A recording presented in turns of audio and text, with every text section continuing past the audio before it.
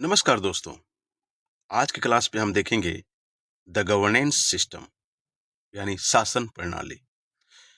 Indian constitution के द्वारा जो हमारा शासन प्रणाली प्रोवाइड किया गया है, उस कंसेप्ट को हम समझेंगे और उसके जो फैक्चुअल्स होते हैं, जो प्री ओरिएंटेड होते हैं, उसको मैं अच्छे से आपको एक्सप्लेन करूंगा। जो मेंस का पर्सपेक्टिव है, इसको भी मैं समझाऊंगा और 250 वर्ड्स में आपको मैं डिस्क्रिप्टिव मोड में आपको आंसर दूंगा मैं। ये जो मेरी क्लास होगी वो हिंदी और इंग्लिश दोनों लैंग्वेज में होगी, जिससे दोनों मीडियम के स्टूडेंट्स शासन प्रणाली के कंसेप्ट को अच्छे से समझ सकें। कंसेप्ट समझाने के बाद मैं आपको प्रीवियस ईयर्स के जो क्वेश्चंस होते हैं उसको मैं सॉल्व कराऊंगा। ठीक है, जो मल्टीपल चॉइस क्वेश्चन होते हैं, ठीक है, इसको देखेंगे हम लोग।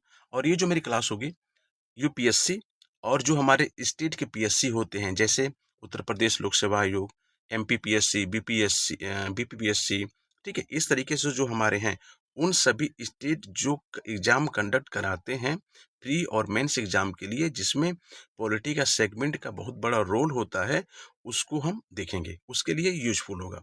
साथ ही साथ जो हमारे जितने भी ऑल वनडे एग्जाम्स होते हैं, जैसे आपका एचईओ हो गया, लेखपाल हो गए, ठीक है, क्लर्कल ग्रेड के हो गए, एसएससी हो गए, सीजीएल हो गया, जो भी हमारे वनडे एग्जाम होते हैं, जिनमें हमारा जीएस के पेपर में हमारा कॉन्स्टिट्यूशंस के पार्ट, हमारे पॉलिटी के पार्ट्स पूछे जाते हैं, उन सभी के लिए ये क्लास यूजफुल होगा।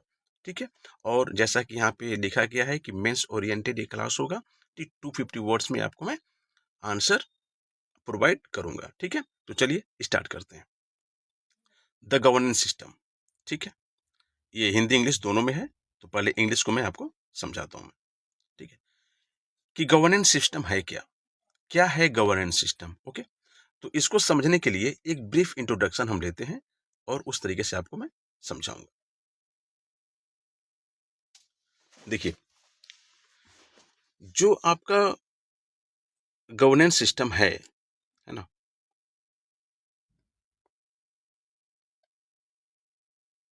गवर्नेंस सिस्टम है आपका। ओके, यानी कि गवर्नेंस सिस्टम का मतलब होता है शासन प्रणाली।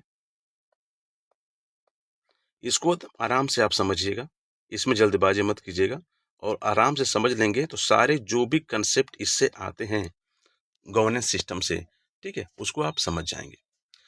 इस गवर्नेंस सिस्टम में आप सबसे पहले आप समझेंगे कि गवर्नमेंट क्या है। ठीक है, गवर्नमेंट क्या है, गवर्नमेंट क्या है, किसको कहते हैं हम, सरकार किसको कहते हैं, सरकार है क्या।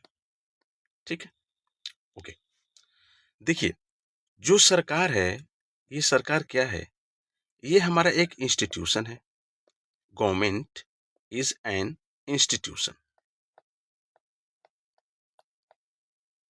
इंस्टीट्यूशन है यानी कि एक संस्था है। ठीक, दोनों में समझा रहा हूं आपको, एक संस्था है। या तो आप इसको संस्था बोलिए या आप इसको सिस्टम बोलिए, एक प्रणाली है। ठीक है, संस्था या प्रणाली है। ओके, अब ये जो जो सरकार आप बोलते हैं, जैसे मान लीजिए कांग्रेस की सरकार है, ठीक है, बीजेपी की सरकार है, तो ये जो सरकार है, तो जो गवर्नमेंट है वो एक इंस्टीट्यूशन है ना, ये इंस्टीट्यूशन एक संस्था की तरह काम कर रहा है। अब ये जो संस्था बनता है, ये किससे बनता है ना, तो ये बनता है made of a group of people, यानी कि लोगों का ये समूह होता है। ठीक है, लोगों का समूह होता है, ये लोगों का समूह है। ठीक है, यानी कि group of,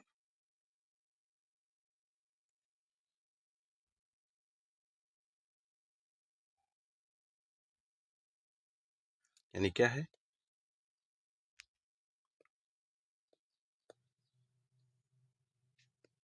made up of a group of people. ठीक है, यानी कि लोगों के समूह से ये इंस्टीट्यूशन आपका बनता है।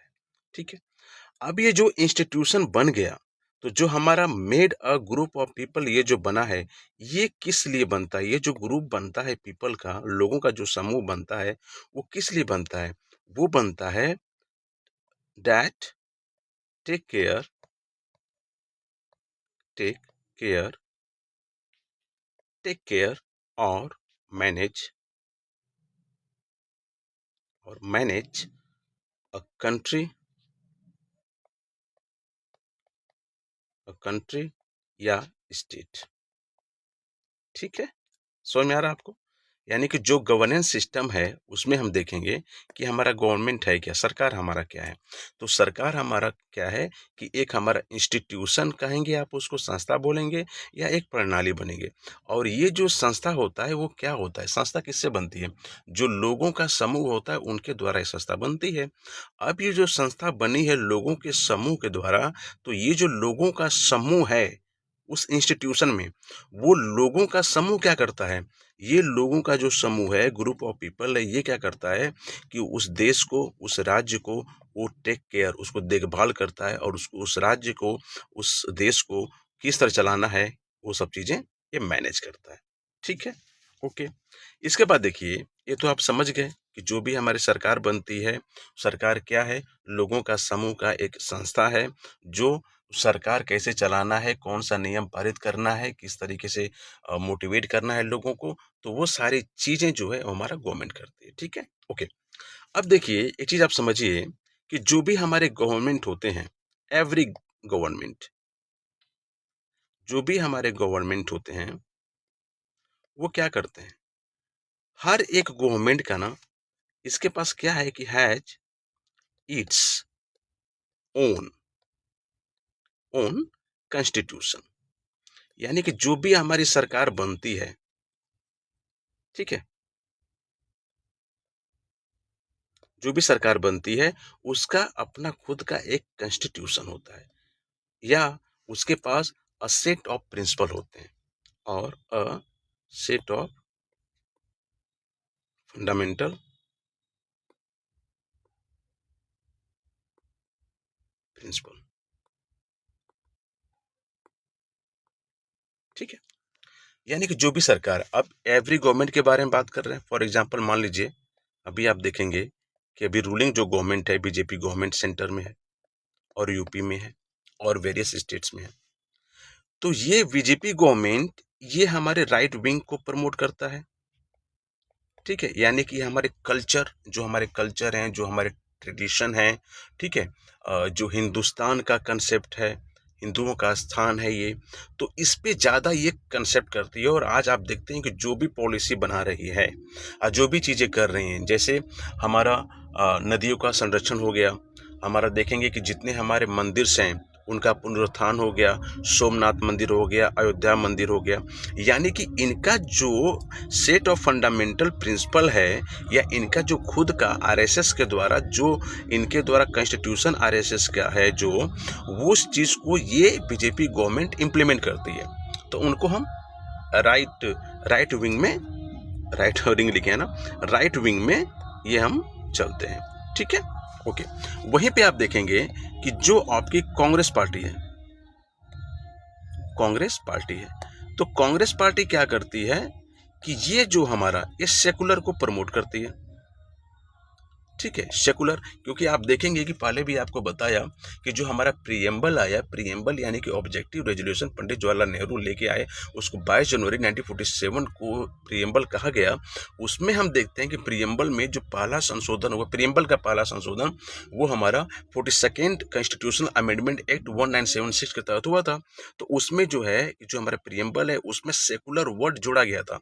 एसएसआई आपको बताया था मैं, यानी कि सोशलिस्ट, सेकुलर और इंटीग्रिटी शब्द उसमें जोड़े गए थे। ठीक है?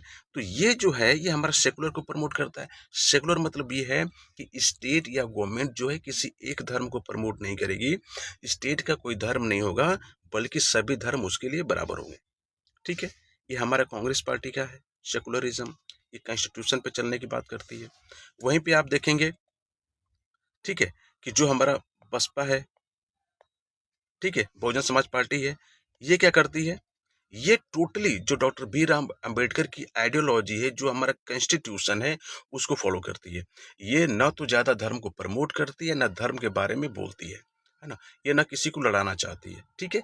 ये जो कॉन्स्टिट्यूशन का जो मूल पार्ट है उस पे ये चलती है, राइट टू इक्वलिटी, ठीक है, फ्रीडम एक्सप्रेशन, जो भी आपके फंडामेंटल राइट्स दिए गए हैं उस पे काम करती है, जो भी आपके डीपीएसपी दिए गए हैं उसके अकॉर्डिंग काम करती है, ठीक है। तो ये हमारे पूरा न्यूट्रल है सबके लिए, ठीक है। ये न तो राइट विंग पे जाती है न लेफ्ट विंग पे जाती है, ये हमारा जो कॉन्स्टिट्यूशन बोलता है, यानी ओनली ओनली कॉन्स्टिट्यूशन, जो हमारा कॉन्स्टिट्यूशन बोल रहा है उसी पे ये फोकस करती है।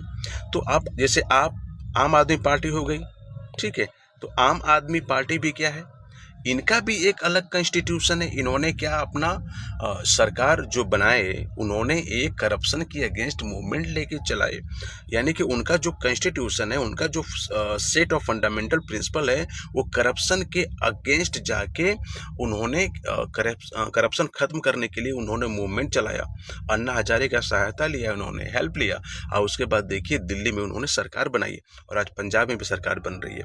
तो यानी कि आप देखेंगे 3-4 जो आपकी नेशनल पार्टियां हैं, इनका मैंने बताया कि इनका खुद का कॉन्स्टिट्यूशन है और खुद का इनका सेट ऑफ फंडामेंटल प्रिंसिपल है और उसी पे वो चलते हैं। और आप देखेंगे इन सारे पार्टियों में क्या होता है, ग्रुप ऑफ पीपल होते हैं, ठीक है, लोगों का समूह होते हैं। आप देखेंगे जो भी मिनिस्टर जो भी प्रोमिनेंट लीडर्स हैं रिस्पेक्टिव पार्टी के, तो वो ग्रुप ऑफ पीपल हैं, ठीक है, लोगों का समूह है। आज ये लोगों का समूह क्या करते हैं कि इंस्टीट्यूशन बनाते हैं, किसका, सरकार का। वही इंस्टीट्यूशन सरकार हो गई। और जब वो सरकार आएगी, पावर में जब आती है, जब जीतेगी, तो उसी के अकॉर्डिंग अपना कंट्री, देश और राज्य को चलाने का कोशिश करेगा। तो आप देखेंगे कांग्रेस आएगी तो अलग तरीके से हमारा देश चलता है, बीजेपी आएगी तो अलग तरीके से चलता है, आप आई तो स्टेट हमारे अलग तरीके से चल रहे हैं, बीएसपी आई तो अलग तरीके से चल रहा है, ठीक है। तो ये सबका है, ठीक है। अब देखिए, आई होप आपको गवर्नमेंट जो है समझ में आ गया होगा कि सरकार क्या है, आपको समझ में आ गया होगा। अब देखिए, जो गवर्नमेंट होता है ना, जो गवर्नमेंट होता है ये क्या है, ये गवर्नमेंट जो है मेनली जो है दो तरीके से हम इसको डिफाइन करेंगे, ठीक है। डिफाइन कई तरीके से करेंगे, लेकिन अभी बेसिकली क्या है कि जो हमारा ओल्ड वर्जन जो है गवर्नमेंट का उसको देखेंगे, और जो अभी मोस्ट पॉपुलर है एट प्रेजेंट टाइम गवर्नमेंट का उसको देखेंगे। जैसे इस गवर्नमेंट में हमारा आता है एक ऑटोक्रेसी। ऑटोक्रेसी ऑटोक्रेसी यानी कि आप बोलेंगे कि एक तंत्र बोलेंगे आप, एक तंत्र बोल लीजिए, या आप इसको निरंकुशता बोल लीजिए, निरंकुश सरकार है, आप ऐसे बोलते हैं ना, ऑटोक्रेसी।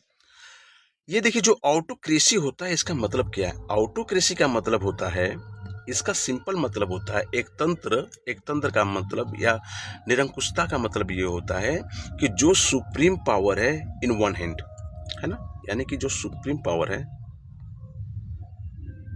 सुप्रीम पावर क्या है, इन वन हैंड, ठीक है। यानी कि एक ही आदमी के हाथ में पूरी पावर दे दी जाएगी और वो आदमी पूरा तंत्र चलाएगा, वो सरकार चलाएगा, ठीक है। तो ये हमारा क्या हो जाएगी, ऑटोक्रेसी, ठीक है, ओके। अब इसमें इस ऑटोक्रेसी का एक बड़ा फॉर्म देखिए कि यही ऑटोक्रेसी, जब ऑटोक्रेसी, इस ऑटोक्रेसी में आप जोड़ दीजिए, क्या जोड़ेंगे, इसमें जोड़िए और फैमिली, ठीक है, और फैमिली यानी कि एक पूरा परिवार मिलकर सरकार चला रहा है, या ठीक है, group of family, group of family, है ना। जब ऑटोक्रेसी यानी कि एक आदमी चला रहा है, लेकिन जब उस आदमी का परिवार ही पूरा तंत्र चला रहा है, या कुछ लोगों का समूह ही मिलकर पूरा तंत्र चला रहा है, तो वो हमारा हो जाएगा absolute absolute monarchy, absolute monarchy. और मोनार्की का मतलब क्या होता है, राजतंत्र, राजतंत्र यानी कि पूर्ण राजतंत्र हो गया। समझ में आ गया आपको। ऑटोक्रेसी क्या होता है? सिंपल आप देखिए, ऑटोक्रेसी होता है कि एक आदमी के हाथ में पूरी पावर रहेगी और वो पूरी सरकार चलाता है, तो उसको ऑटोक्रेसी कहते हैं। ठीक है, एक तंत्र। उसमें यही ऑटोक्रेसी यानी कि एक आदमी है, उसमें यदि उसका पूरा परिवार मिल जाए या ग्रुप ऑफ फैमिली मिलके कोई सरकार चलाती है, ठीक है, तो वो हमारा एब्सोल्यूट मोनार्की कहलाता है, यानी कि वो राजतंत्र हो गया।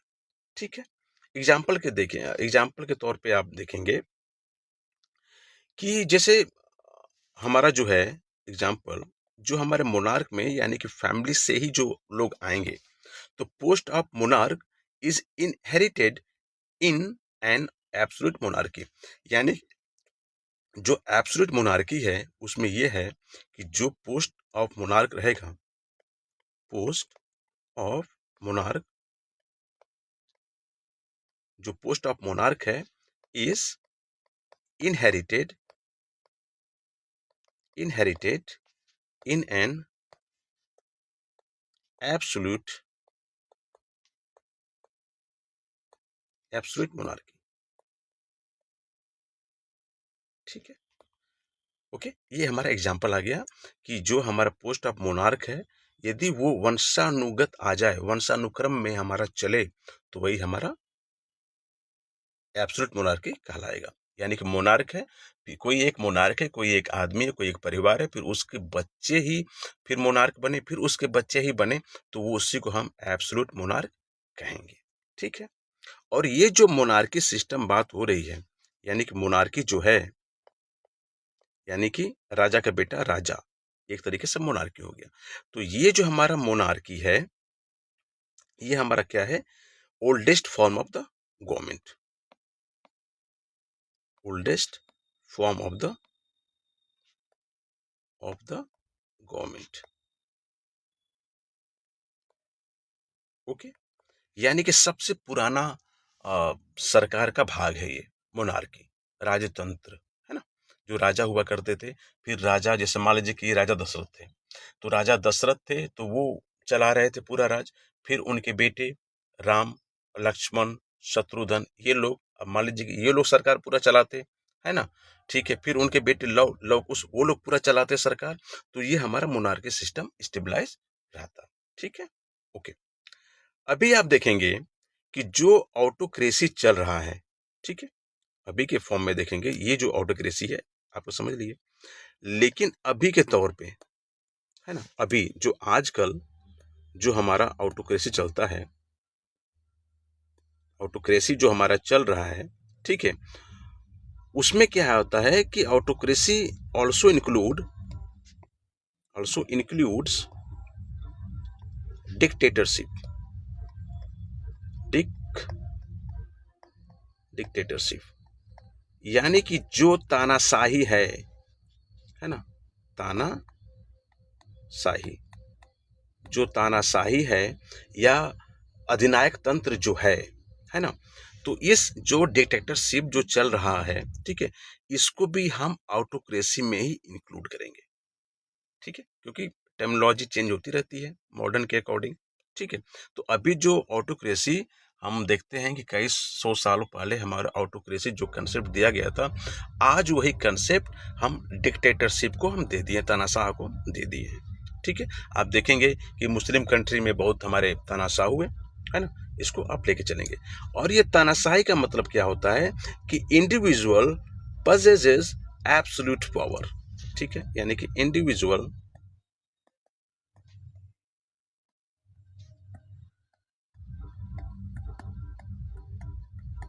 possess एब्सोल्यूट पावर,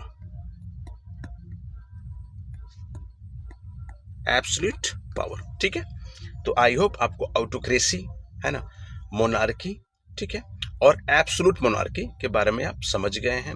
साथ ही जो अभी का जो कंसेप्ट चल रहा है मॉडर्न में, जो डिक्टेटरशिप का कंसेप्ट आता है, वो डिक्टेटरशिप भी हमारे किस में आते हैं? ऑटोक्रेसी में आते हैं। ठीक है, फिर इस गवर्नमेंट में हम देखेंगे कि एक हमारा आता है डेमोक्रेसी, लेटेस्ट, है ना, ये हमारा मोस्ट पॉपुलर है at present, democracy, demo democracy, यानी कि लोकतंत्र। ठीक है, लोकतंत्र क्या है? ये भी हमारा एक गवर्नमेंट का फॉर्म है, ठीक है। तो ये जो गवर्नमेंट है, लोकतंत्र हो गया, या आप इसको प्रजातंत्र भी बोल सकते हैं, प्रजातंत्र भी है यही, यानी कि लोगों का जो तंत्र, लोगों का सिस्टम है, लोग जो चुनते हैं, सरकार जो सिस्टम बनाते हैं, उस तरीके से सरकार हमारी चलती है लोगों द्वारा, तो वो हमारा लोकतंत्र हो गया, ठीक है। और ये जो लोकतंत्र है, ये हमारा क्या है, मोस्ट पॉपुलर एट प्रेजेंट। अभी हम देखेंगे कि किसी भी देश में यदि बात होती है तो डेमोक्रेसी की बात होती है, ठीक है। तो ये हमारा मोस्ट पॉपुलर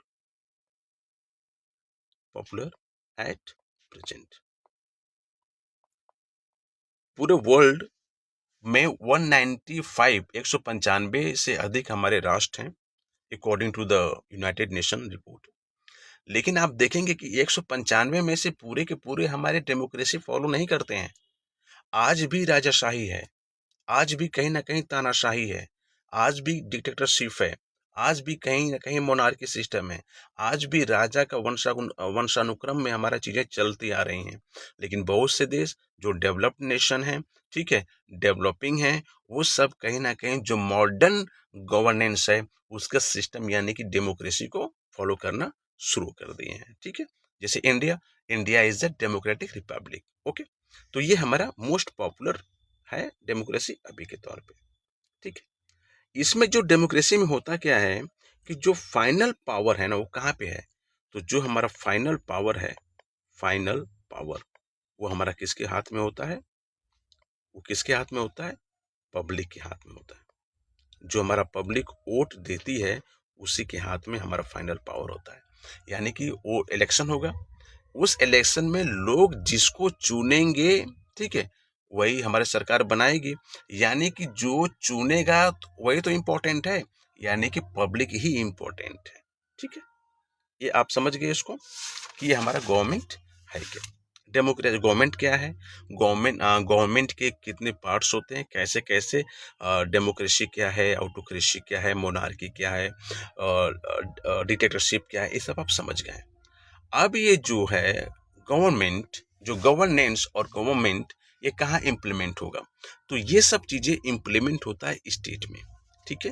वो क्या, स्टेट में, ठीक है। अब जो आपका स्टेट है,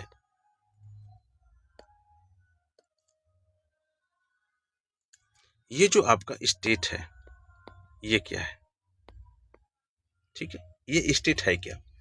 तो देखिए, ये जो आपका स्टेट है, जो आप राज्य बोलते हैं, है ना, देश बोलते हैं, इस ये स्टेट जब होता है जब ये चार एलिमेंट पूरा करे। यानी कि स्टेट हैज, ठीक है, फोर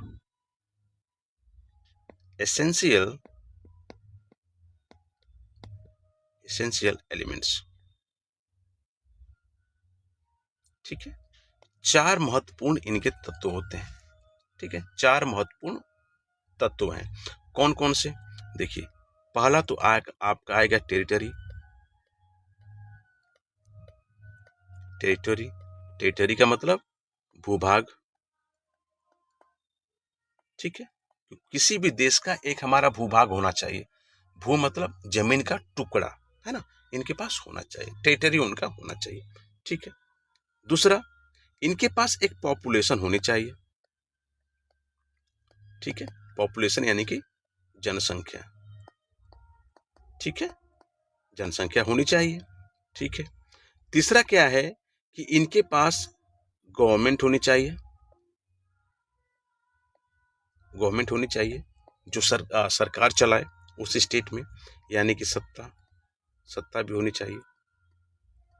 और इसमें जो सबसे इम्पोर्टेंट है, सबसे इम्पोर्टेंट, वो फोर्थ वन, वो हमारी है सोवरेनिटी, ठीक है, सोवरेन,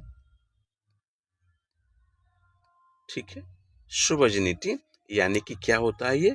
संप्रभुता, संप्रभुता। ये जो संप्रभुता है, यही आपका इम्पोर्टेंट है। ये जनरली क्वेश्चन में पूछे जाते हैं और यही हमारा इम्पोर्टेंट है। कैसे? एग्जाम्पल के तौर पे आपको बताएंगे। अभी जो हमारा इंडिया है, ठीक है, तो आप इसका जब प्रीएम्बल पढ़ेंगे तो we the people of India जो बात होती है तो उसमें कहा जाता है कि हम क्या हैं, सोवेरीन, सोशलिस्ट, सेकुलर, ठीक है, डेमोक्रेटिक एंड रिपब्लिक, ये तो हम अपने आप को बोलते हैं। ओके, सोवरेन क्या है, संप्रभुता क्या है? सोवरेन का मतलब ये होता है कि हम जो भी कानून बनाएं, सरकार चलाएं, जो कुछ भी करें वो हम खुद अपने से करें, यानी कि जो हमारे लोग हैं वो सब मिल के ही हम करें, हमारे दूसरे देश का इंटरफेरेंस उसमें ना हो, ठीक है, तो वो हमारा सोवरेनिटी कहलाता है, ठीक है।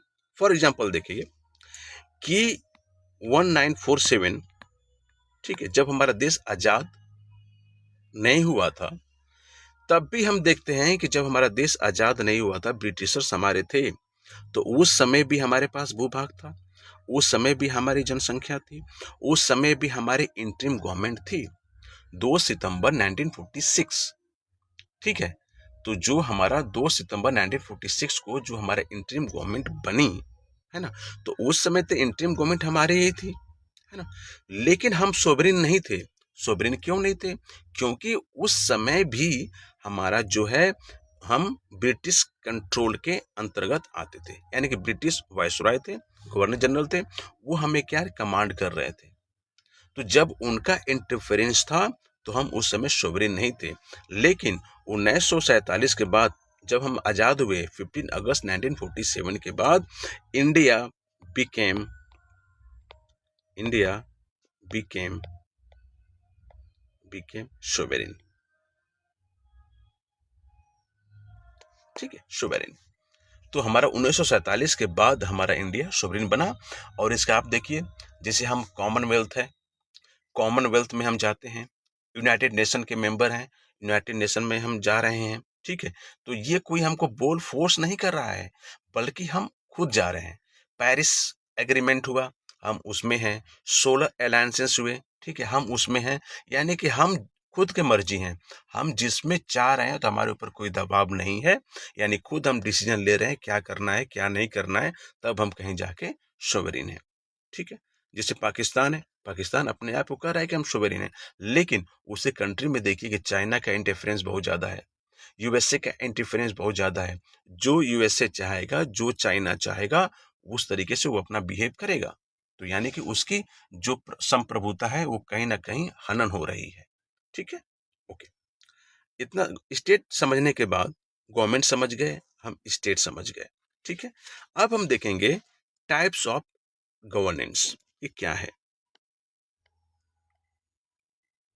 Types of governance, types of governance क्या है। अब आप देखेंगे कि मेनली आपको पता है कि जो टाइप्स ऑफ गवर्नेंस है, जो आप देखते हैं आपके इंडियन कॉन्स्टिट्यूशन में, जो आप पढ़े भी हैं, उसमें दो तरीके से हैं, ठीक है। एक तो आपका होता है पार्लियामेंट्री, पार्लियामेंट्री पार्लियामेंट्री सिस्टम, ठीक है, यानी कि संसदीय संसदीय शासन व्यवस्था, शासन व्यवस्था, एक ये आप देखते हैं ये, ठीक है। ओके, यानी कि गवर्नेंस जो व्यवस्था है उसके प्रकार कितने हैं, पहले ये देखते हैं आप, पार्लियामेंट्री सिस्टम। और दूसरा आप देखते हैं प्रेसिडेंशियल, जो हमारा प्रेसिडेंशियल जो हमारा सिस्टम है, ये हम देखते हैं। ओके, इसको हम बोलते हैं अध्यक्षीय शासन व्यवस्था, ठीक है। ओके, अब समझिए, जो आपका ये पार्लियामेंट्री सिस्टम है ना, ये हमारा कहाँ मिलता है। आप देखेंगे कि सबसे पहले कहाँ मिला, यूके में, यूनाइटेड किंगडम, यानी कि ब्रिटेन में, ठीक है, आप बोल सकते हैं ब्रिटेन, ठीक। सबसे पहले जो हमारा प्रेसिडेंशियल है, ये सबसे पहले कहाँ मिलता है, ये सबसे देखने को मिलता है आपको अमेरिका में, अमेरिका में, ठीक है, यानी कि USA, United state of America, ठीक है, यानी 50 राज्य हैं यहाँ पे। ओके, अब देखिए, ये पार्लियामेंट्री जो सिस्टम है ये यूके में तो सबसे पहले मिला, लेकिन यही ब्रिटिशर्स हमारे इंडिया में आके रूल किए 200 सालों तक। तो जब 200 सालों तक ये हमारे इंडिया में राज किए, तो हमने क्या किया कि जो इनका स्ट्रक्चर था गवर्नमेंट का, जो हमारे गवर्नमेंट ऑफ इंडिया एक्ट 1935 में इन्होंने उसके थ्रू गवर्नमेंट शुरू भी किया था, रिप्रेजेंटेशन भी हमें दिया था इन्होंने, तो उसी को हम लोग अपने आप में इनेक्ट कर लिए। तो यानी कि इंडिया में भी हमारा ये पार्लियामेंट्री सिस्टम है, ठीक है, ओके, इंडिया में भी है। इसी पार्लियामेंट्री सिस्टम को, ठीक है, हम क्या बोलते हैं, ये पार्लियामेंट्री सिस्टम को also known as cabinet form of government, ठीक है, cabinet form of government. Okay, समझ में आ गया आपको? यानी कि जो हमारा पार्लियामेंट्री सिस्टम है, संसदीय शासन व्यवस्था है, उसको हम क्या बोलते हैं, मंत्रिमंडलीय शासन प्रणाली, ठीक है, यानी कि मंत्रिमंडलीय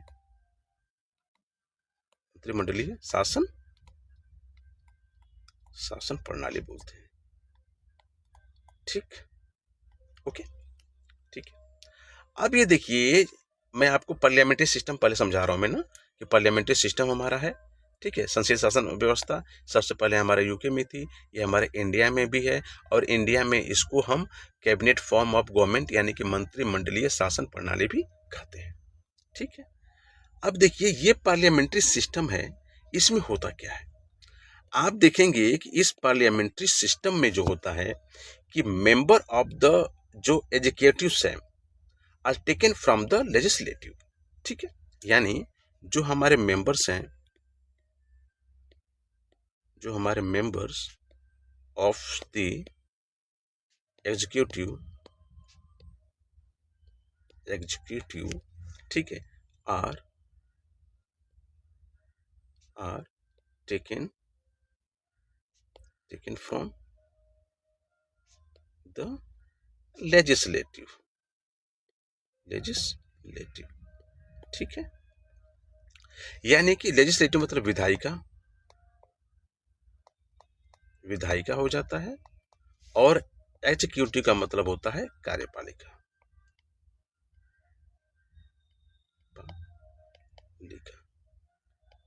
ठीक है, ओके, यानी कि जो कार्यपालिका के मेंबर हैं, है ना, वो विधायिका के ही मेंबर होते हैं, यानी कि जो विधायिका होता है उसी में से हम कार्यपालिका के मेंबर को बनाया जाता है। अब देखिए, विधायिका क्या है, देखिए विधायिका वो है कि जो कानून बनाती है, जैसे एमपी और एमएलए का चुनाव होता है, ठीक है, एमपी साहब सांसद महोदय हमारे चुन के जाते हैं, तो जहां चुन के जाके बैठते हैं सब लोग, चाहे ओपोजिशन पार्टी के हों, पक्ष के हों या विपक्ष के हों, ठीक है, वो सभी एक जगह बैठते हैं, किसी एक्ट पे, किसी बिल पे वो बहस करते हैं, कानून बनाते हैं, ठीक है, तो वो जहां बैठते हैं पार्लियामेंट यानी कि लोकसभा और राज्यसभा, यानी कि लोकसभा और राज्यसभा, तो ये हमारा विधायिका हो गया, स्टेट असेंबली ये हमारी विधायिका हो गया, ठीक है, ओके, तो सारे मेंबर वहां पे आ गए। अब पक्ष और विपक्ष दोनों हैं, लेकिन जिसकी मेजोरिटी रहेगी, ठीक है, जो जो पार्टी ज्यादा संख्या में मेंबर चुन के आएगी, वो अपना सरकार बनाएगी, ठीक है, तो जो जो पार्टी सरकार बनाएगी उसी पार्टी के जो लोग होते हैं उनको मंत्री बनाया जाता है, तो वही मंत्री लोग हमारे विधायिका के भी हमारे मेंबर हैं, और वही हमारे कार्यपालिका के भी मेंबर होते हैं, ठीक है। जैसे आप देखेंगे माननीय अमित शाह जी, वो हमारा विधायिका के ही हमारे मेंबर हैं, वो सांसद चुन के आए हैं, लेकिन होम मिनिस्ट्री वो देख रहे हैं, एग्जीक्यूटिव वो देख रहे हैं, यानी कार्यपालिका वो देख रहे हैं, ठीक है, ओके। जैसे राजनाथ सिंह जी, राजनाथ जी वो क्या है कि वो भी मेंबर ऑफ पार्लियामेंट हैं, विधायिका के ही हैं, लेकिन वो हमारे डिफेंस मिनिस्टर हैं। तो जब डिफेंस मिनिस्टर हैं यानी कि एग्जीक्यूटिव पोस्ट संभाले पड़े हैं, तो यानी कि वो भी हैं वो। ठीक है, तो इस तरीके से यानी कैबिनेट जो फॉर्म ऑफ गवर्नमेंट है वो क्या होता है कि members of the executive are taken from the legislative. ठीक है, आपको हमको नहीं बना देंगे। यदि आपको और हमको सरकार मिनिस्टर मिनिस्टर बनाएगी तो आपको विद इन द 6 मंथ, 6 महीने के अंदर आपको मेंबर ऑफ पार्लियामेंट बनना पड़ेगा। ठीक है, ओके, ये बात समझ में आ गई।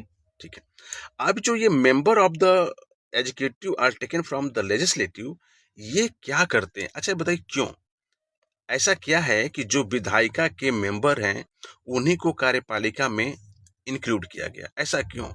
ऐसा इसलिए कि ये हमारा इंश्योर करता है। क्या इंश्योर करता है? टू इंश्योर, क्या इंश्योर करता है भैया? कलेक्टिव कलेक्टिव रिस्पॉन्सिबिलिटी, रिस्पॉन्सिबिलिटी,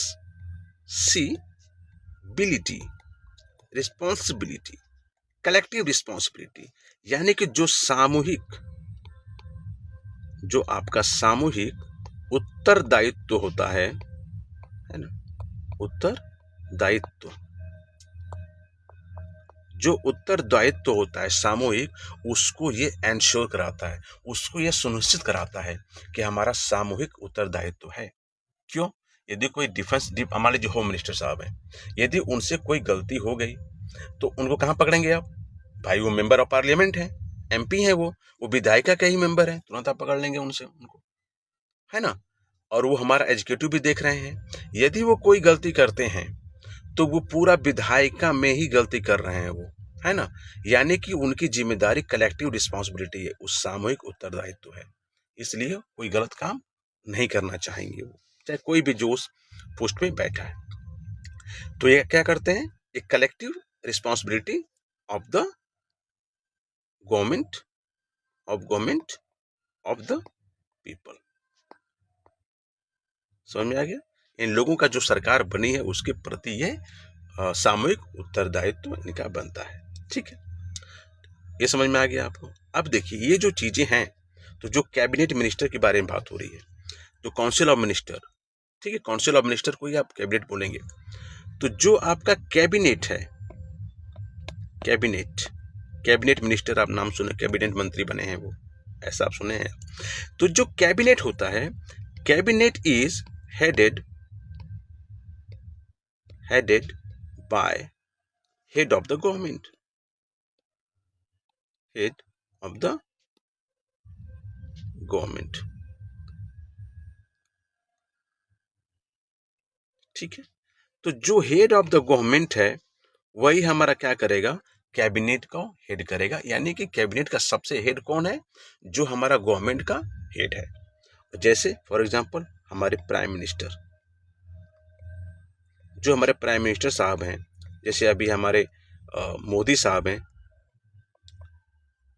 माननीय नरेंद्र मोदी साहब, वो हमारे प्राइम मिनिस्टर हैं। तो वो हमारे मोदी सरकार के वो हेड हैं। तो जो सरकार के हेड हैं, तो जो हमारे कैबिनेट होगी उसके भी वो हेड होंगे। ठीक है, ओके। एक चीज याद रखिएगा, हेड ऑफ गवर्नमेंट और हेड ऑफ द स्टेट अलग होते हैं। जो हमारे हेड ऑफ गवर्नमेंट हैं वो हमारे प्राइम मिनिस्टर साहब हैं, ठीक है, नोट में कर लीजिएगा। लेकिन जो हमारा हेड ऑफ द स्टेट होते हैं, हेड ऑफ द स्टेट, वो हमारे क्या होते हैं? प्रेसिडेंट, ये समझिएगा। और ये जो प्राइम मिनिस्टर हैं, ठीक है, ये क्या है कि ये लोकसभा के भी सदस्य हो सकते हैं, ठीक है, और राज्यसभा के भी सदस्य हो सकते हैं, ठीक है। लेकिन इनका डायरेक्ट, ये जो है प्रेसिडेंट, इनका इनडायरेक्ट इलेक्शन होता है, इनडायरेक्ट इलेक्शन होता है, इनको चुना जाता है, ठीक है। अब इनडायरेक्ट इलेक्शन में क्या होता है कि आप ये देखेंगे कि अमेरिका में तो प्रेसिडेंशियल रूल चलता है वहां पे, है ना, प्रेसिडेंट होते हैं वहां पे। लेकिन इंडियन कॉन्स्टिट्यूशन में जो प्रेसिडेंट का कंसेप्ट है, कैसे चुना जाना है, वो वहां से नहीं लिया गया। वो कहां से लिया गया है? आयरलैंड से लिया गया है। आयरलैंड से क्यों लिया गया? आयरलैंड से इसलिए लिया गया कि आप देखते हैं कि अभी भी डोनाल्ड ट्रंप चुने गए हमारे प्रेसिडेंट, तो वहाँ का जो नेचर है ना थोड़ा कॉम्प्लिकेटेड है, कैसे चुने जाएंगे वो इंडिया में थोड़ा सा डिफिकल्ट है, इम्प्लीमेंट होता लेकिन थोड़ी प्रॉब्लम होती। आयरलैंड को देखा गया, आयरलैंड में ऐसा है कि जो वहाँ पे प्रेसिडेंट को चुनने के लिए हमारा इलेक्टोरल कॉलेज होता है, इलेक्टोरेट कॉलेज। तो जो हमारा इलेक्टोरेट कॉलेज होता है उसमें क्या होते हैं कि जो भी हमारे इलेक्टेड मेंबर होते हैं, ठीक है, वो हमारे लोकसभा के हों, राज्यसभा के हों, चाहे हमारा स्टेट असेंबली के हैं, वो उसमें जाके पार्टिसिपेट करते हैं, ठीक है। उसमें लेजिस्लेटिव काउंसिल जो होती है, विधान परिषद, है ना, उसके मेंबर उसमें नहीं होते, ठीक है। ओके, ये आप समझ गए हेड ऑफ द स्टेट क्या है, ठीक है। ये सब पूरा कंसेप्ट समझ में आ गया। अब हम देखेंगे कि आप बोलते हैं जनरली कि इंडिया जनरली, और इनफैक्ट फैक्ट भी है, इंडिया जो है, ठीक है, इंडिया क्या है? India is a democratic Republic, democratic Republic है, ठीक। ये देखिए डेमोक्रेटिक रिपब्लिक दोनों एक है, दोनों साथ में जुड़े हुए हैं, है ना। India is a democratic republic nation. Okay, republic मतलब ये होता है कि the head of the state is elected, ठीक। The head of the state is elected. और हेड ऑफ द स्टेट हमारे कौन होते हैं? आपको पता ही है, हमारे प्रेसिडेंट, ये हमारे प्रेसिडेंट है, ओके। और जो इनका इलेक्शन है मोड, वो क्या है आपका? इनडायरेक्ट इलेक्शन, ठीक है, ये आपको पता है। डेमोक्रेटिक मतलब क्या है? तो डेमोक्रेटिक मतलब क्या होता है? Government of the people, by the people and for the people, ये आपको कंसेप्ट पता है। यानी कि लोगों का सुप्रीम, यानी कि सुप्रीम पावर। आप देखेंगे कि जो हमारा सुप्रीम पावर है वो कहाँ रहता है? Is vested in the people of India, ठीक है। यानी कि जो पावर है, जो सुप्रीम पावर है, वो लोगों में ही समाहित है, ठीक है। ये आप समझ में आ गया कि India is a democratic Republic है, तो इसको इस तरीके से आप समझाएंगे, ओके। नेक्स्ट कंसेप्ट है कि जो हमारा इंडियन कॉन्स्टिट्यूशन है वो गवर्नमेंट चलाने के लिए उसने क्या किया कि दो फीचर्स लेके आया, ठीक है। एक तो हमारा इंडियन कॉन्स्टिट्यूशन है ना। तो इंडियन कॉन्स्टिट्यूशन हमारा क्या है कि फेडरल है और हमारा यूनिटरी फीचर्स है, इसको समझते हैं। अच्छा देखिए, इसे समझ से पहले ना हम एक देखते हैं कि हम जो प्रेसिडेंशियल थे, जो हमारे टाइप्स ऑफ गवर्नेंस था, उसमें आपको बताया था कि हमारा पार्लियामेंट्री सिस्टम है और एक हमारा प्रेसिडेंशियल सिस्टम है। तो प्रेसिडेंशियल को मैं आपको समझाया नहीं, मैं समझा दे रहा हूँ आपको। आपको जो प्रेसिडेंशियल है, जो हमारा प्रेसिडेंशियल, ये सब कंसेप्ट पूरा सही से समझिएगा, क्योंकि जो ऑब्जेक्टिव क्वेश्चन आते हैं, ठीक है, ये इसी से पूछते हैं और कंफ्यूज करते हैं, वहाँ प्रॉब्लम होती है। तो जो हमारा प्रेसिडेंशियल है सिस्टम, ठीक है, यानी कि आपका अध्यक्षीय शासन व्यवस्था क्या है। तो आपको पता है कि यूएसए का जो चल रहा है, फर्स्ट हम यूएसए में ही किए, पहले बताया आपको। इसमें जो होता है प्रेसिडेंशियल में, है ना, कि जो आपका हेड होगा, है ना, यानी कि president is the head of executive. जो हमारे प्रेसिडेंट हैं is the head of the executive, ठीक है, यानी कार्यपालिका,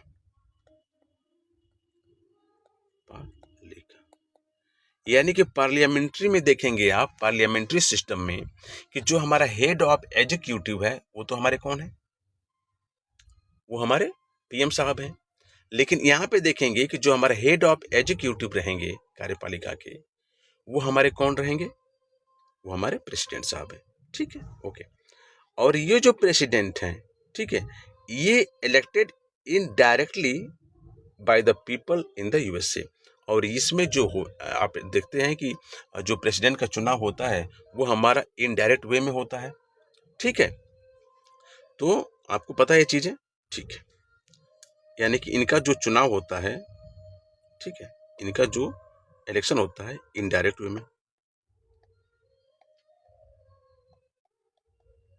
इनडायरेक्टली इलेक्टेड। ठीक है, ये भी आप समझ गए। अब देखिए इसमें क्या होता है। ये जो होता है सिंगल एग्जीक्यूटिव होते हैं। ठीक है, सिंगल एग्जीक्यूटिव होते हैं। ठीक है, सिंगल एग्जीक्यूटिव का मतलब क्या है? ऑफ द, ठीक है, सिंगल एग्जीक्यूटिव होते हैं, यहां समझिए।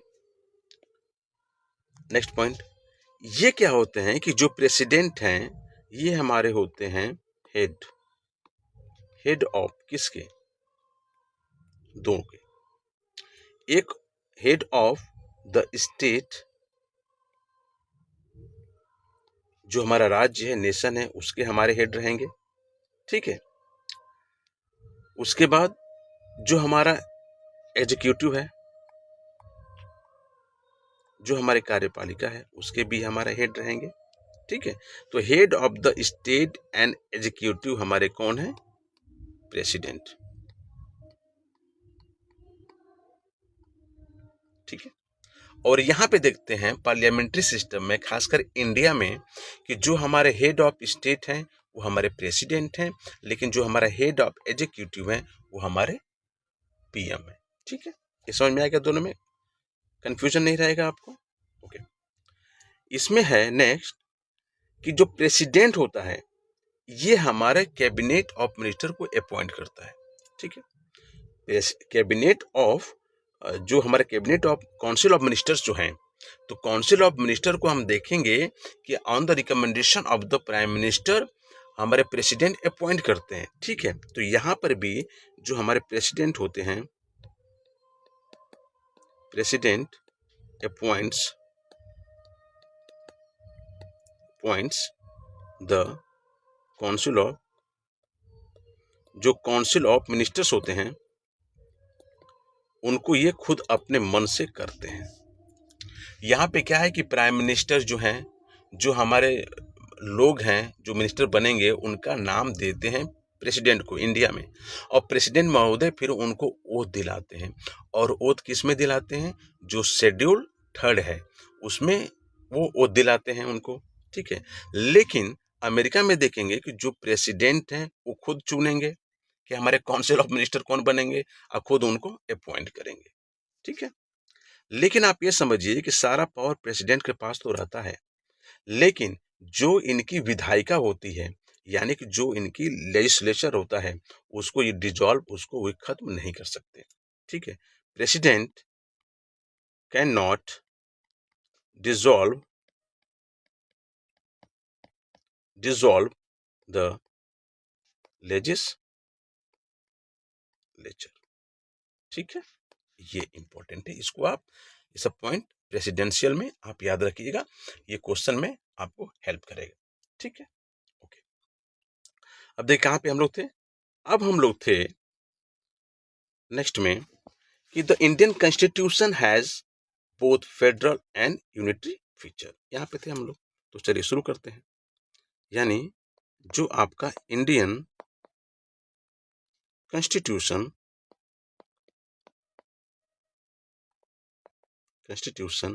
Has both,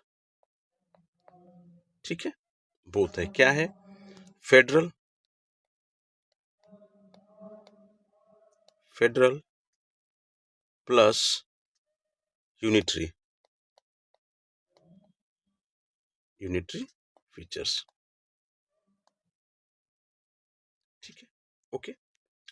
federal, unitary. Federal का हिंदी में क्या होता है? संघात्मक, धात्मक, ठीक है। और यूनिटरी का मतलब क्या होता है? एकात्मक। ठीक है। यानी कि जो भारत का जो संविधान है वो दोनों है, हमारा एक संघात्मक भी है और हमारे एकात्मक भी है। ठीक है। ओके, अब समझते हैं इसको कि हमारा संघात्मक में क्या आता है और यूनिटरी में क्या होता है। देखिए, ये जो संघात्मक के बारे में बात हो रही है, इसमें है कि रिटेन कॉन्स्टिट्यूशन, रिटेन कॉन्स्टिट्यूशन। ठीक है। एग्जाम्पल के तौर पे देखेंगे यूएसए में, है ना, आप यूएसए का एग्जाम्पल आप यहाँ पे यूएसए ले लेंगे आप, फेडरल। यहाँ पे रिटेन कॉन्स्टिट्यूशन है। रिटेन कॉन्स्टिट्यूशन या लिखित में जो संविधान है वो हमारे इंडिया में भी है, अमेरिका में भी है, लेकिन ब्रिटेन में हमारा रिटेन कॉन्स्टिट्यूशन नहीं है। वहां पे क्या है, कन्वेक्शन है, उसका एक ट्रेडिशन है। ब्रिटेन का पार्लियामेंट ये है कि कॉन्स्टिट्यूशन पे टोटली नहीं चलता। वहां की पार्लियामेंट कुछ भी कोई भी कानून बना देगी तो उस कानून को आप कोर्ट में जुडिशियल रिव्यू के लिए नहीं भेज सकते, जो कि जुडिशियल रिव्यू के लिए अमेरिका में है। इंडिया में क्या है कि इंडिया में रिटेन कॉन्स्टिट्यूशन भी है, यानी कि सरकार जो है कुछ भी कानून बनाएगी तो वो कॉन्स्टिट्यूशन के अकॉर्डिंग रिव्यू होगा और उसकी जो जुडिशरी है इंडिया की, सुप्रीम कोर्ट है, वो हमारा क्या करेगा, रिव्यू करेगा, यानी कि जुडिशियल रिव्यू भी है। ठीक है, इंडिया में तो ये चीजें हैं। खैर अभी हम देखेंगे फेडरल। तो जो हमारा संघात्मक है उसमें रिटन कॉन्स्टिट्यूशन है, लिखित में संविधान है। ठीक है। दूसरा, डिवीजन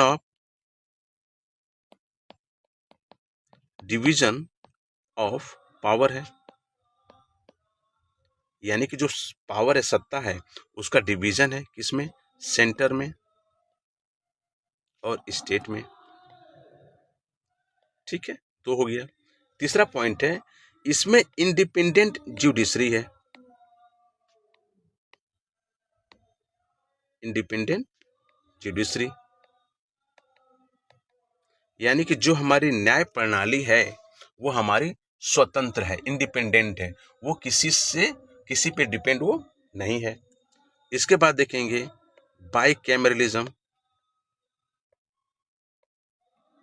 बाइकैमरल लेजिस्लेचर है। ठीक है, ये चीजें हैं। अब ये देखिए, जो हमारा डिवीजन ऑफ पावर है ये इंडिया में भी, ये तो आप फेडरल के आप स्ट्रक्चर समझ लिए हैं। ओके, इसको फिर से समझाता हूं मैं आपको इंडिया के कंटेक्स्ट में। ये तो फेडरल का हो गया।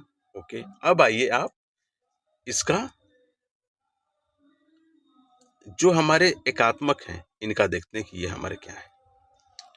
इसमें है सिंगल सिटीजनशिप,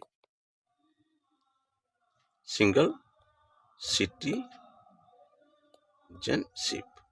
यानी कि एकल नागरिकता। जैसे अमेरिका में क्या है कि एकल नागरिकता है, अरे सॉरी, ब्रिटेन में क्या है, एकल नागरिकता है। इंडिया में क्या है, एकल नागरिकता है। लेकिन यूएसए में क्या है, आप यूएसए में देखेंगे तो डबल हमारा सिटीजनशिप है, ड्यूअल सिटीजनशिप है। एक स्टेट का होता है और एक हमारा नेशन का होता है। ठीक है, तो सिंगल सिटीजनशिप है यूनिटरी में। इसके बाद यूनिटरी में है तो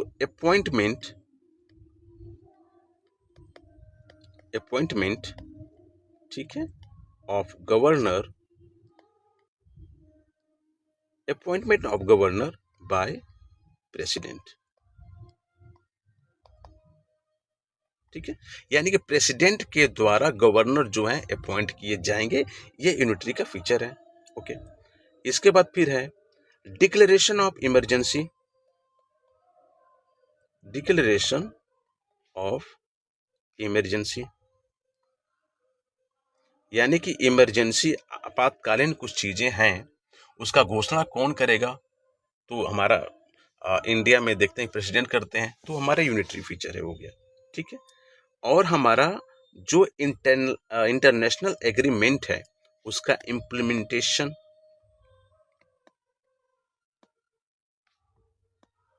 implementation of international international agreement,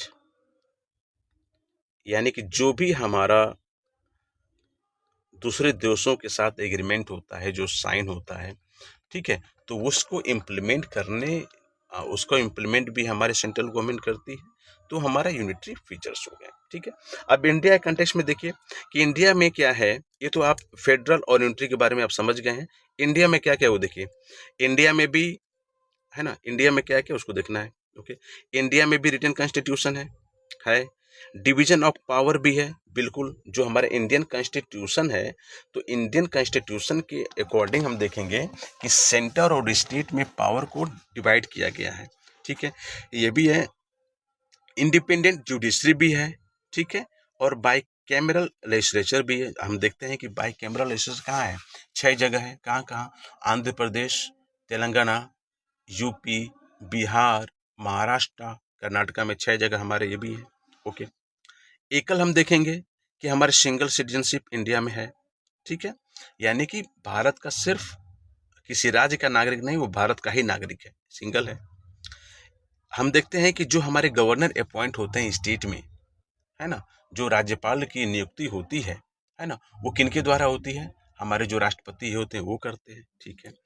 declaration of emergency, आपातकालीन की जो घोषणा करना है वो कौन करते हैं, प्रेसिडेंट करते हैं, यानी कि सेंट्रल गवर्नमेंट करती है, ठीक है।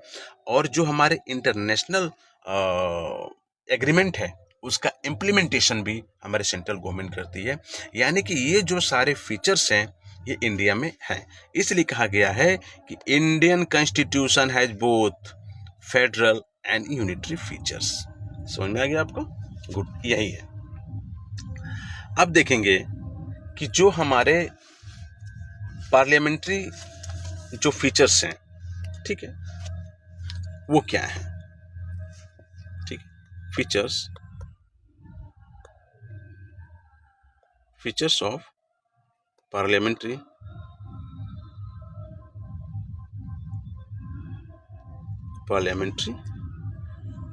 फॉर्म ऑफ गवर्नमेंट,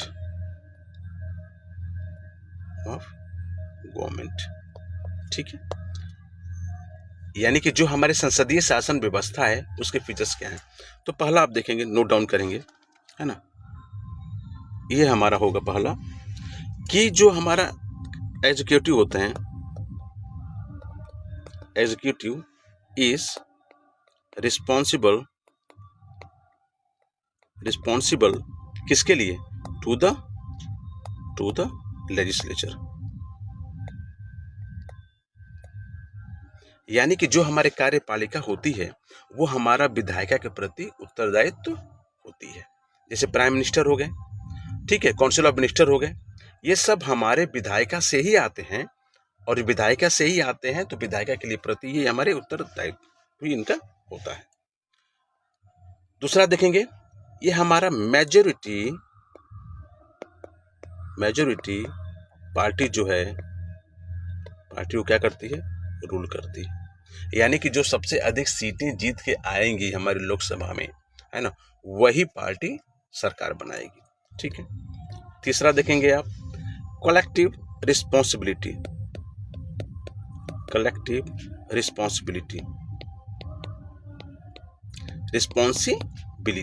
यानी कि हमारा जो सामूहिक हमारी जो उत्तरदायित्व है वो रहती है, ठीक है। फोर्थ वन हम देखेंगे, nominal and real executive,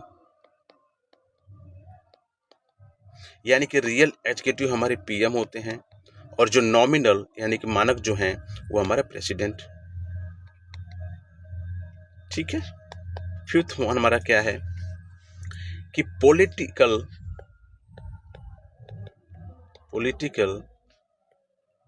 homogeneity, ठीक है। सिक्स्थ क्या है कि double membership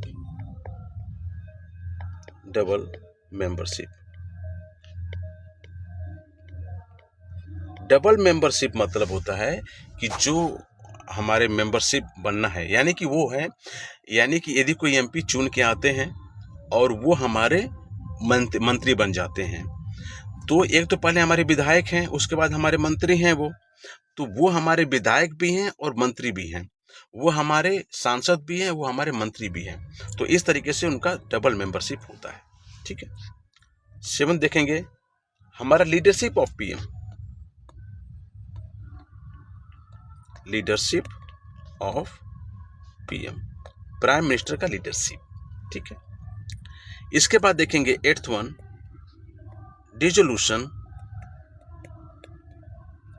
dissolution of lower house, यानी कि लोअर हाउस यानी कि आप लोकसभा को बोलेंगे कि लोकसभा डिसोल्यूट हो जाएगा। ठीक है। और उसके बाद 9th हम देखेंगे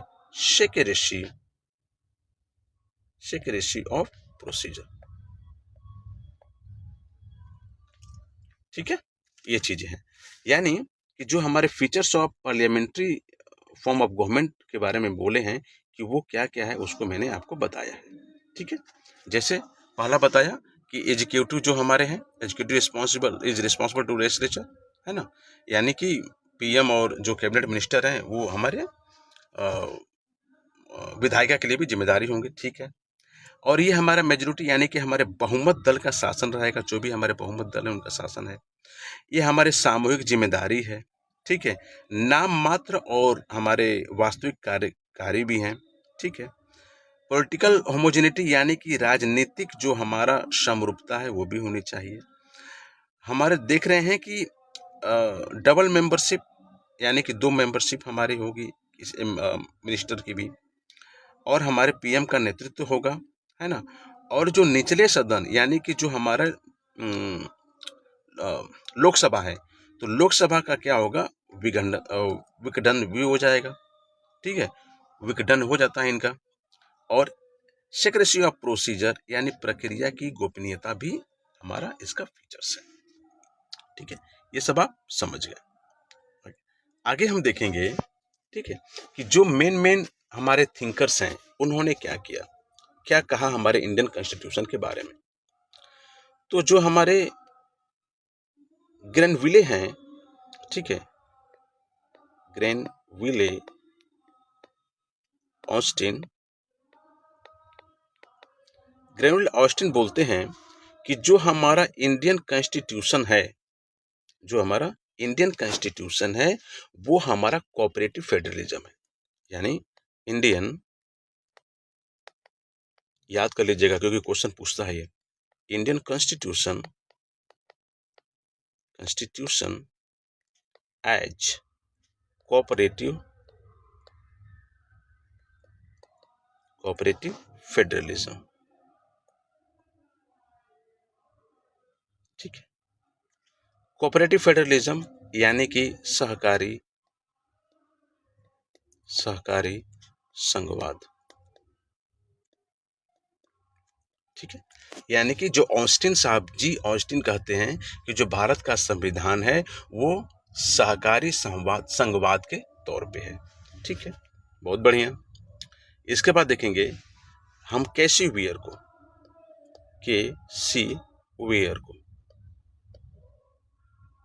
ठीक है। यानी कि ये हमारे तो ऑस्टिन है और ये हमारे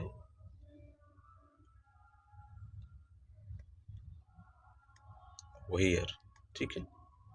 ये क्या बोलते हैं, ये कहते हैं कि जो हमारा इंडियन कॉन्स्टिट्यूशन है ना, वो क्या है, as a Indian constitution as quasi federal. ठीक है। यानी कि ये हमारा क्या है, अर्ध संघात्मक राज्य है। ठीक है। इसको याद कर लीजिएगा कि क्वासी फेडरल के बारे में बात आए तो हमारे केसी वेयर आएंगे। ठीक है। फेडरल यानी कि हमारा इंडिपेंडेंट, और क्वासी मतलब कि इसका जुडिशियल रिव्यू हो सकता है। ठीक है। और बोलते हैं, ये कहते हैं कि जो हमारा इंडियन कॉन्स्टिट्यूशन है वो क्या है, गुड बैलेंस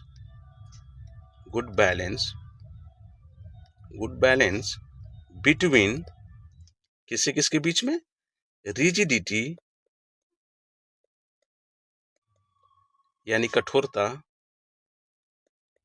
कठोरता, ठीक है, और हमारे फ्लेक्सिबिलिटी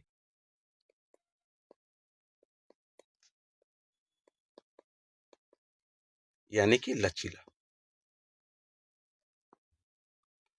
ये हमारे जो वेयर हैं वो बोलते हैं कि जो हमारा इंडियन कॉन्स्टिट्यूशन है वो हमारा क्वासी फेडरल है, यानी कि अर्ध संघात्मक राज्य की तरह है। फिर बोलते हैं ये हमारा गुड बैलेंस है, अच्छा बैलेंस है, किसके बीच में, हमारे कठोरता और लचीलापन के बीच में गुड बैलेंस है, यानी कि न तो ज्यादा कठोर है और न ही ज्यादा लचीला है। ठीक है, इसके बाद देखेंगे हमारे डी बसु साहब क्या बोलते हैं। डी डी बसु, ठीक है, डी बसु बोलते हैं, डी बसु बोलते हैं कि ये न तो neither purely federal nor unitary but it is a combination of both. ये कहते हैं कि नाइदर, लिख दे रहा हूं इसको, neither purely, neither purely federal federal nor unitary, ठीक है, but it is a combination, combination of both. ये हमारे डी बसु ये बोलते हैं। ठीक है, हम देखेंगे लास्ट में कि डॉक्टर बी आर अम्बेडकर साहब क्या बोलते हैं। Doctor B R Ambedkar, Ambedkar साहब क्या बोलते हैं। ये कहते हैं डॉक्टर बी आर अम्बेडकर कि ये हमारा दोनों है, इंडियन कॉन्स्टिट्यूशन है वो हमारा दोनों है, बोथ हमारा फेडरल, फेडरल और यूनिटरी, यूनिटरी फीचर्स दोनों है। ठीक है, और कहते हैं कि हमारा जो इंडियन कॉन्स्टिट्यूशन है has not been set in the tight mould of federalism, यानी कि जो हमारा कॉन्स्टिट्यूशन है, जो आपका कॉन्स्टिट्यूशन है, ठीक है, has not been, has not been set in a tight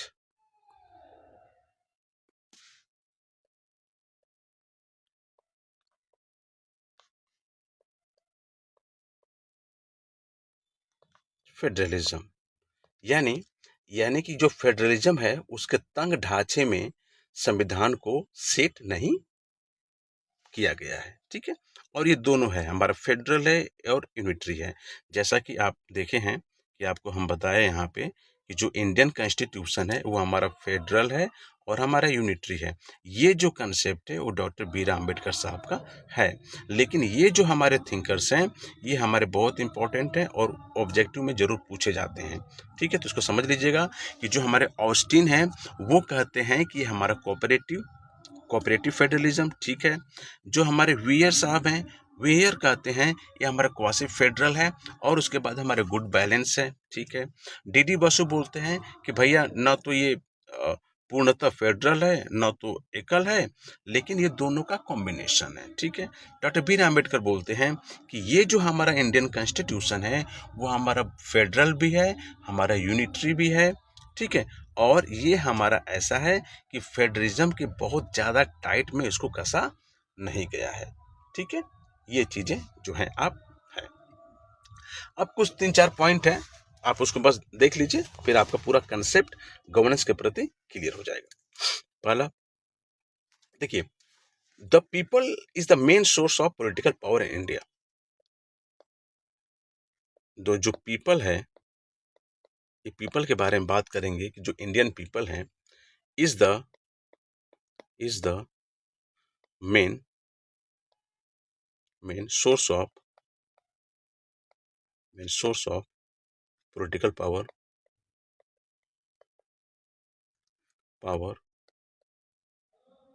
in India. ठीक है। दूसरा, जो पार्टी लेस डेमोक्रेसी के बारे में बात होती है कि पार्टी लेस डेमोक्रेसी होनी चाहिए, तो हमारे जो गांधी साहब थे और जयप्रकाश नारायण थे, वो कहे थे कि इंडिया की जो डेमोक्रेसी वो पार्टी लेस डेमोक्रेसी होनी चाहिए। यानी जो पार्टी लेस जो हमारा डेमोक्रेसी है, ये जो कंसेप्ट है पार्टी लेस डेमोक्रेसी, ये प्रपोज्ड बाय किसके द्वारा दिया गया था? हमारे गांधी जी बोले हैं कि जैसे हमारा देश आजाद हो, कांग्रेस पार्टी को खत्म कर देनी चाहिए। तो ये हमारे गांधी जी और जयप्रकाश नारायण, जयप्रकाश यानी कि जेपी नारायण बिहार के थे। इन्होंने कहा, गांधी जी और जयप्रकाश नारायण कहे कि हमारी पार्टी लेस यानी कि डेमोक्रेसी जो है वो हमारे पार्टी विहीन होनी चाहिए। ठीक है। और आपको पता है कि जो नेचर ऑफ इंडियन कॉन्स्टिट्यूशन है वो हमारा फेडरल इन नेचर है। आप इसको लिख लीजिए कि जो हमारा नेचर ऑफ इंडियन कॉन्स्टिट्यूशन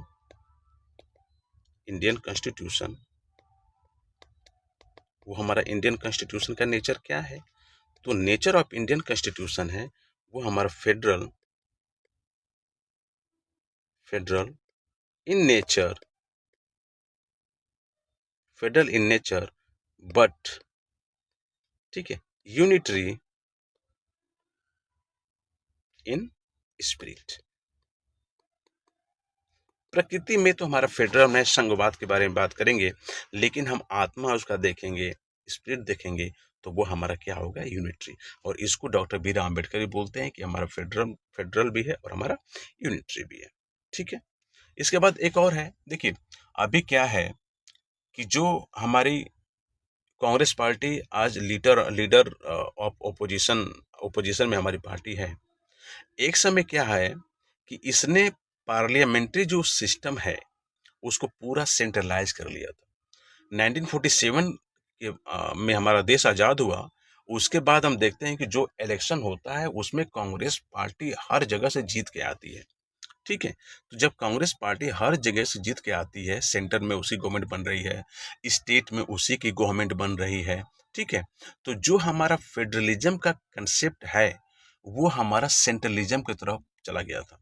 यानी कि जो सेंटर कहेगा वही राज्य हमारे कर रहे थे। लेकिन 1900 डिकेड ऑफ 1980 यानी कि आप देखेंगे 1971 से 1980 के बीच में हमारी कांग्रेस पार्टी का क्या होता है? बहुत स्टेटों में हारती है, सेंटर में भी हारती है। तब उसके बाद क्या हो गया कि हमारा जो सेंटर में हो गई थी गवर्नमेंट, वो हमारा फेडरलिज्म की तरफ मूवमेंट शुरू हुआ है। ठीक है।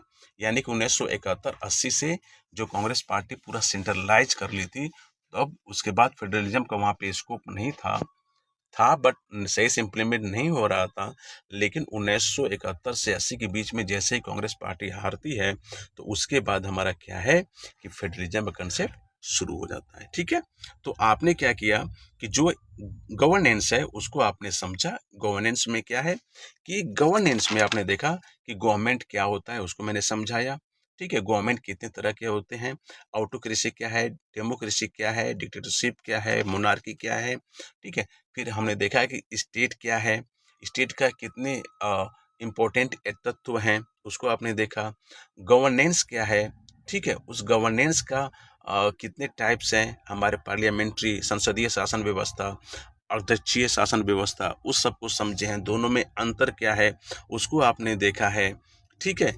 फिर हम India is a democratic Republic को हम समझे हैं। डेमोक्रेटिक का मीनिंग क्या होता है, रिपब्लिक गणराज्य का मतलब क्या होता है, गणतंत्र का मतलब क्या होता है। ठीक है। और फिर हम देखे हैं कि जो इंडियन कॉन्स्टिट्यूशन है उसमें क्या है कि हमारा फेडरल और यूनिटरी फीचर दोनों आते हैं, इसको देखा आपने। फिर हम देखे कि जो ये जो कंसेप्ट दिए कि द पीपल के पास ही पॉलिटिकल पावर है, और पार्टी लेस डेमोक्रेसी के बारे में हमारा जयप्रकाश नारायण और गांधी जी बात किए। डॉक्टर बी आर अम्बेडकर बोलते हैं कि जो हमारा इंडियन कॉन्स्टिट्यूशन है वो हमारा फेडरलिज्म को टाइट शिकंजे में नहीं फंसा है, ढाला नहीं गया है, बल्कि हमारा फेडरल और यूनिटरी है, और फेडरल इन नेचर है और यूनिटरी इन स्पिरिट है। डी बसु बोलते हैं कि ये न तो हमारा फेडरल है और न तो हमारा संघवाद पे फोकस है, न हमारी एकल पे फोकस है, बल्कि ये दोनों का कॉम्बिनेशन है। केसी बियर का देखते हैं, वो कहते हैं हमारे क्वासी फेडरल है, अर्ध संघात्मक राज्य है, और ये हमारा कठोरता और लचीला का गुड बैलेंस है, अच्छा बैलेंस है। वहीं पे हमारे जी ऑस्टिन बोलते हैं कि जो इंडियन कॉन्स्टिट्यूशन है एज अ कोऑपरेटिव फेडरलिज्म है, यानी कि सहकारी संघवाद है। उसके बाद हमने क्या देखा कि feature of parliamentary form of government, यानी कि इंडिया में हमारा पार्लियामेंट्री फॉर्म ऑफ गवर्नमेंट है, तो उसके फीचर्स को समझने पड़ेंगे। तो इसमें यह है कि जो हमारे कार्यपालिका होती है वो विधायिका के प्रति जवाबदेही होती है, और जो हमारे बहुमत में सरकार पार्टी आती है उसकी सरकार रहती है। ये हमारी सामूहिक जिम्मेदारी बनती है, ठीक है। और ये हमारे के नाम मात्र में और वास्तविकता में जो हमारे एग्जीक्यूटिव के हेड होते हैं वो भी अपॉइंट होते हैं, ठीक है। और पॉलिटिकल होमोजेनिटी रहती है इसमें, डबल 2 मेंबरशिप इसमें रहते हैं, यानी कि जो हमारे एमपी बनते हैं वही हमारे मिनिस्टर भी रहते हैं, ठीक है, उसमें चुने जाते हैं। और प्रधानमंत्री का नेतृत्व होता है, ठीक है। और जो लोअर हाउस यानी कि लोकसभा जो है उसको हम डिजॉल्व कर सकते हैं, विखंडन कर सकते हैं उसका। फिर सेक्रेसी ऑफ प्रोसीजर, यानी कि गोपनीयता की शपथ भी लोग लेते हैं, आप उसको देखें। फिर हमारा फेडरल यूनिटरी है इंडियन कॉन्स्टिट्यूशन का, इस सबको आपने देखा है, ठीक है। तो आपको जो है, आपको ये पूरा कंसेप्ट जो है समझ में आ गया होगा, ठीक है। तो जो गवर्नमेंट इज एन इंस्टीट्यूशन और a system made of a group of people, ठीक है, दैट केयर और मैनेज अ कंट्री और स्टेट। जैसा कि पहले आपने बताया आपको, every government has its own constitution और सेट ऑफ फंडामेंटल प्रिंसिपल। हर जो सरकार होती है उसके पास अपना एक संविधान होता है, या उसके पास एक सिद्धांत होते हैं, ठीक है, मौलिक सिद्धांत होते हैं, उसी को वो इफेक्टिव गवर्नमेंट चलाने के लिए यूज करता है। An autocracy is a form of government where the supreme power or rule is in hand of the one individual or entity. Autocracy में होता है कि एक हाथ में सारी सत्ता होती है, ठीक है। ऑटोक्रेसी इंक्लूड एब्सोल्यूट मोनार्की, और जो ऑटोक्रेसी होती है उसमें हमारा एब्सोल्यूट मोनार्की भी आता है। मोनार्की यानी कि राजतंत्र, ठीक है, वेयर अ फैमिली और अ group of family rule a country, ठीक है। The post of the monarch जो है is inherited in an absolute monarchy. आप देखेंगे कि जो पोस्ट ऑफ मोनार्क है, यदि पीढ़ी दर पीढ़ी चलती आ रही है तो उसको हम एब्सोल्यूट मोनार्की बोलेंगे। मोनार्की क्या होता है? Is the oldest form of the government. आपको पता है कि जो राजा महाराजा हुआ करते थे, ठीक है, वो वंशानुक्रम के अनुसार चलता था, तो वो हमारा oldest form of the government है। Now the autocracy also include dictatorship, यानी कि जो भी अब निरंकुशता जो आती है, अरे ठीक है, जो भी अभी तानाशाही आती है वो भी हमारे ऑटोक्रेसी में आएगी। जो हमारे तानाशाही है is a form of government in which an individual possesses absolute power without any effective limitation. यानी कि यदि कोई पीएम है, जैसे मान लीजिए पीएम मोदी हैं, है ना, यदि उनके पास वही हर हर मोदी, घर घर मोदी के नारा लगते हैं, जो भी सरकार हमारे सेंटर में इम्प्लीमेंट करे, ठीक है, स्टेट में इम्प्लीमेंट करे, अयोध्या मंदिर का उद्घाटन हो, ठीक है साहब, आप देखेंगे सोमनाथ मंदिर का उद्घाटन हो, ठीक है, संसद का उद्घाटन हो, जहाँ प्रेसिडेंट को करना चाहिए। मतलब आप देखेंगे कि पीएम मोदी धर्म में भी इन्वॉल्व है, राजनीति में भी इन्वॉल्व हैं, ठीक है, और हर चीज़ में इन्वॉल्व हैं। तो कहीं न कहीं ये चीज़ें उनके, यानी कि एक ही आदमी सब कुछ कर रहा है विदाउट एनी इफेक्टिव लिमिटेशन, तो वो कहीं न कहीं डिक्टेटरशिप में जा रहे हैं। बट हमारे सरकार ऐसा नहीं है, है ना? आप ऐसा इंडिया में नहीं कर सकते। ओके, नेचर आ सकता है बट आप कह नहीं सकते। Democracy is the most popular form of government at, ठीक है। अभी क्या देखेंगे कि जो हमारा डेमोक्रेसी है वो सबसे इम्पोर्टेंट है। In the in this form of government the final power reside with the people. और डेमोक्रेसी में क्या है कि जो पावर, फाइनल पावर जो होता है वो किसके हाथ में होता है? लोगों के हाथ में होता है। The state has 4 essential element. हमारा जो स्टेट है उसके पास 4 मुख्य तत्व होते हैं। कौन कौन से? हमारी जनसंख्या होता है, टेरिटरी होती है, ठीक है, भूभाग होता है, गवर्नमेंट यानी कि सत्ता होगी, और सोवेजनिटी यानी कि हमारा संप्रभुता होगी। Sovereignty is the most important element, ये इंपॉर्टेंट है। इंडिया बिफोर 1947, भारत जो 1947 के पहले was not a state, state नहीं था, बिकॉज दो इट हैड 3 अदर एलिमेंट, जबकि उसके पास तीनों थी, पॉपुलेशन, टेरिटरी और गवर्नमेंट उसके पास थी, लेकिन जो फोर्थ और मोस्ट इंपॉर्टेंट जो हमारा सोवेरेनिटी था, ये हमारा was missing because of the British control over India, क्योंकि ब्रिटिश जो थे उस समय पूरा इंडिया को कंट्रोल किए थे, तो संप्रभुता हमारे पास नहीं थी। तो जब संप्रभुता नहीं थी तो 1947 के पहले हम क्या थे, स्टेट नहीं थे। There are mainly two type of system of governance, एक हमारा पार्लियामेंट्री सिस्टम होता है गवर्नेंस, एक हमारा प्रेसिडेंशियल गवर्नेंस होता है। तो India follow parliamentary form of government, India जो है वो हमारा पार्लियामेंट्री फॉर्म को मानता है, ठीक है, यानी कि संसदीय शासन व्यवस्था को मानता है। और वो कहाँ से इन्फ्लुएंस है, यूनाइटेड किंगडम से, यूके से हम प्रभावित होकर हम संसदीय शासन व्यवस्था को लागू किए। इन द पार्लियामेंट्री सिस्टम, यानी कि जो संसदीय हमारा शासन व्यवस्था है, member of the executive branch are taken from the legislature and also accountable to the legislature, यानी कि संसदीय शासन व्यवस्था में हम देखते हैं कि जो मेंबर लोकसभा में चुन के आते हैं, ठीक है, उन्हीं को मिनिस्टर हम बनाते हैं, एग्जीक्यूटिव बनाते हैं, ठीक है। तो वो क्या होते हैं कि दोनों के मेंबर रहेंगे, ड्यूअल मेंबरशिप, ठीक है, और अकाउंटेबल रहेंगे, उत्तरदायित्व तो रहेगा उनका किसके प्रति, विधायिका के प्रति। The parliamentary system of government is also known as the cabinet form of the government, जो हमारा संसदीय शासन प्रणाली होती है उसको हम कैबिनेट फॉर्म ऑफ गवर्नमेंट भी कहते हैं। The government is responsible to the popular house of the legislature and remain in the power till support majority of the member in that house. और देखिए जो गवर्नमेंट है, ठीक है, वो हमारे पॉपुलर जो हाउस है ऑफ लेजिस्लेचर, ठीक है, उसका रिस्पॉन्स जिम्मेदारी उसके प्रति उत्तरदायित्व रहती है, और जब तक उसके पास मेजोरिटी रहेगी, बहुमत रहेगा, तब तक वो सरकार चलाएगी। This cabinet form of government is a mechanism to ensure collective responsibility of the government to the people. इसलिए जो हमारा कैबिनेट फॉर्म ऑफ गवर्नमेंट है, ठीक है, मंत्रिमंडलीय समिति की जो बातें सरकार की है, उसका ये है कि वो सामूहिक जिम्मेदारी उत्तरदायित्व तय करे, ठीक है, जो गवर्नमेंट चुन के आई है, ओके, लोगों के प्रति। In India the cabinet is headed by the head of the government. हम भारत में देखेंगे कि जो हमारा कैबिनेट है वो किसके द्वारा हेड किया जाता है, हेड ऑफ गवर्नमेंट यानी कि प्राइम मिनिस्टर के द्वारा, और जो हेड ऑफ द स्टेट है वो हमारा president. India is a democratic republic, Bharat जो है लोकतंत्र और गणतंत्र है। Where the supreme power is vested in the people of India, जहाँ की सबसे अधिक पावर किसके पास है, भारत के लोगों के पास है। The Indian political system does not provide for a unified authority but makes a division of power between the union and state। जो इंडियन पॉलिटिकल जो हमारा राजनीतिक जो तंत्र है, ठीक है, वो हमारे यूनिफाइड अथॉरिटी को प्रोवाइड नहीं करता है, एकीकृत अधिकार को नहीं देता है, बल्कि वो क्या करता है कि पावर को डिवाइड करता है यूनियन और सेंटर के बीच में। जैसा कि आप शेड्यूल 7 में भी देखते हैं कि यूनियन लिस्ट, स्टेट लिस्ट और कॉन्करेंट लिस्ट आता है, ठीक है। The Indian constitution has both federal and unitary feature, जैसा कि डॉक्टर बी आर अम्बेडकर बोलते हैं कि भारत का संविधान जो है वो हमारा संघीय और एकल दोनों का मिक्स है, ठीक है। तो ये चीजें हैं।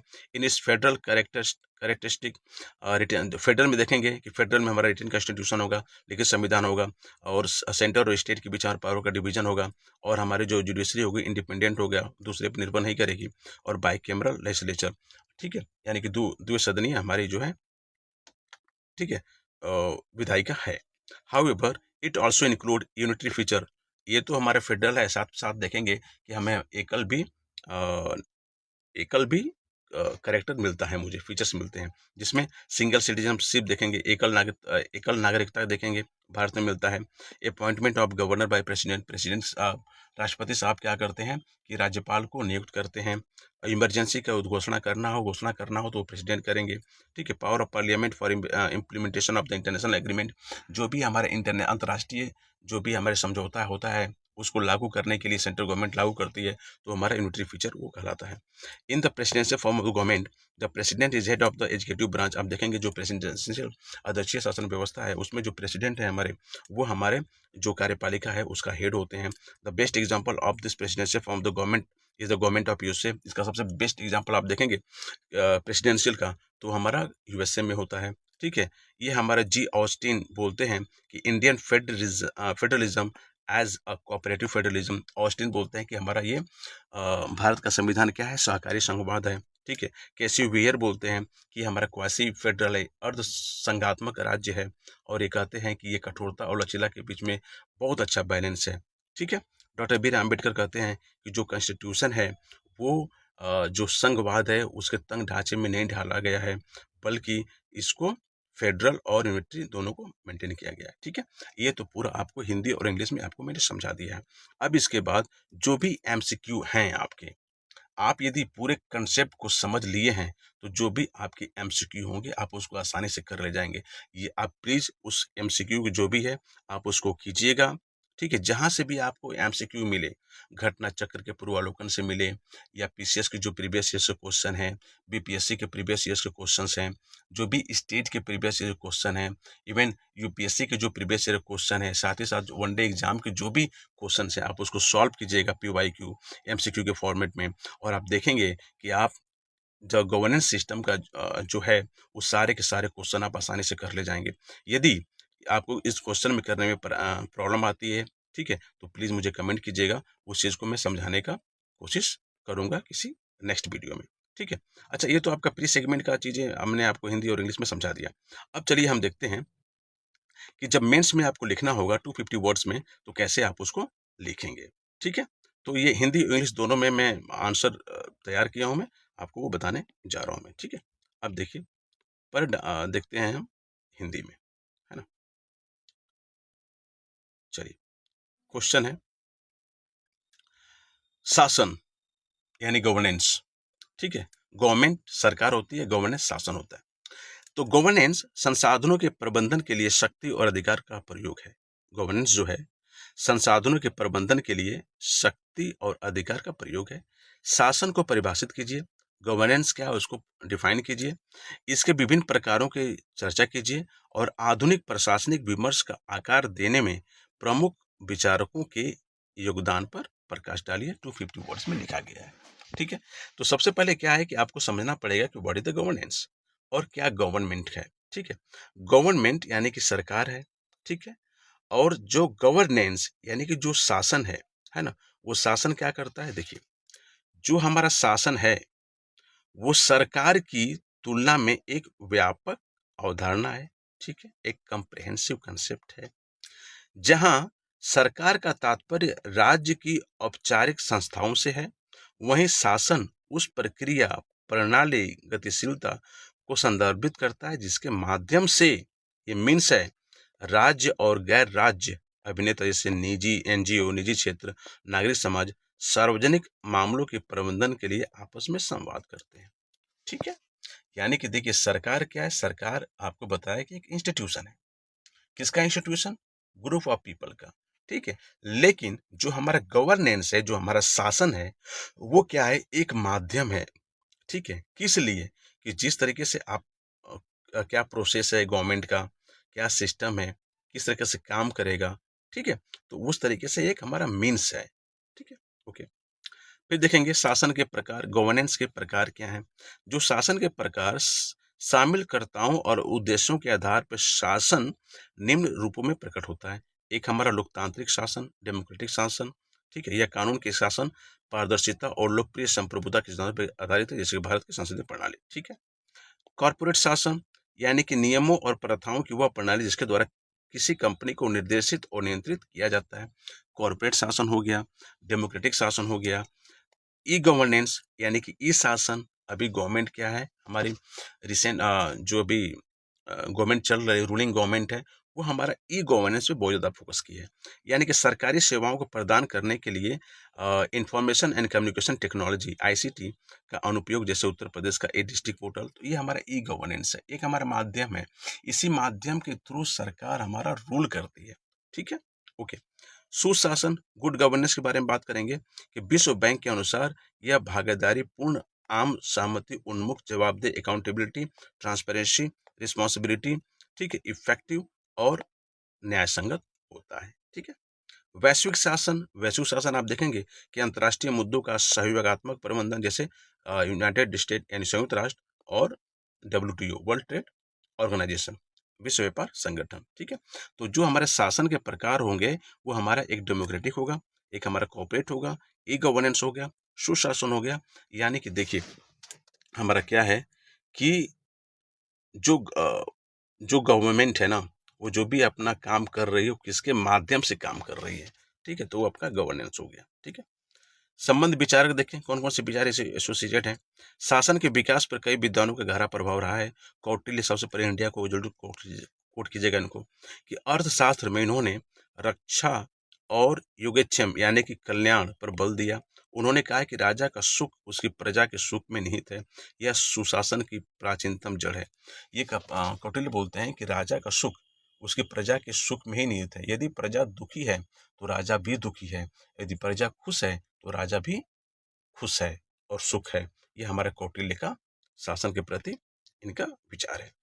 मैक्स वेबर यानी कि एक सोशोलॉजिस्ट हैं, ठीक है। ये कहते हैं कि जो हमारा ब्यूरोक्रेसी मॉडल है, तो हमारा ये देखिए मैक्स वेबर जो है ना, जो ब्यूरोक्रेसी है उसका फंक्शनलिज्म का इन्होंने कंसेप्ट दिया। तो उन्होंने दिया कि जो ब्यूरोक्रेसी है वो हमारा फंक्शन भी काम करता है, डिसफंक्शन भी काम करता है, ठीक है। तो देखेंगे मैक्स वेबर का अभी पॉलिटिकल कंसेप्ट ही। उन्होंने नौकरशाही यानी ब्यूरोक्रेसी मॉडल की शुरुआत की। इसमें पदानुक्रम, विशेषज्ञता और तर्कसंगत कानूनी अधिकार को आधुनिक प्रशासन का रीढ़ माना है, ठीक है। ओके। वुड्रो विल्सन, बहुत नाम सुने होंगे। इन्होंने लोक प्रशासन का जनक कहा जाता है, father of the public administration, है ना, वुड्रो विल्सन। इन्होंने राजनीति प्रशासन यानी कि डायक्टोमी यानी कि राजनीति यानी पॉलिटिकल एडमिनिस्ट्रेशन डायक्टोमी को तर्क दिया, जिसमें प्रशासन को राजनीति के शोर शराबे से अलग रखने की वकालत की है, ठीक है। ओके। अमर्त्य सेन क्या बोलते हैं? अमर्त्य सेन, इन्होंने क्षमता दृष्टिकोण यानी कैपेबिलिटी अप्रोच का समर्थन किया। उनका तर्क है कि शासन को केवल जीडीपी वृद्धि के बजाय मानवीय स्वतंत्रता और क्षमताओं के विस्तार पर ध्यान केंद्रित करना चाहिए।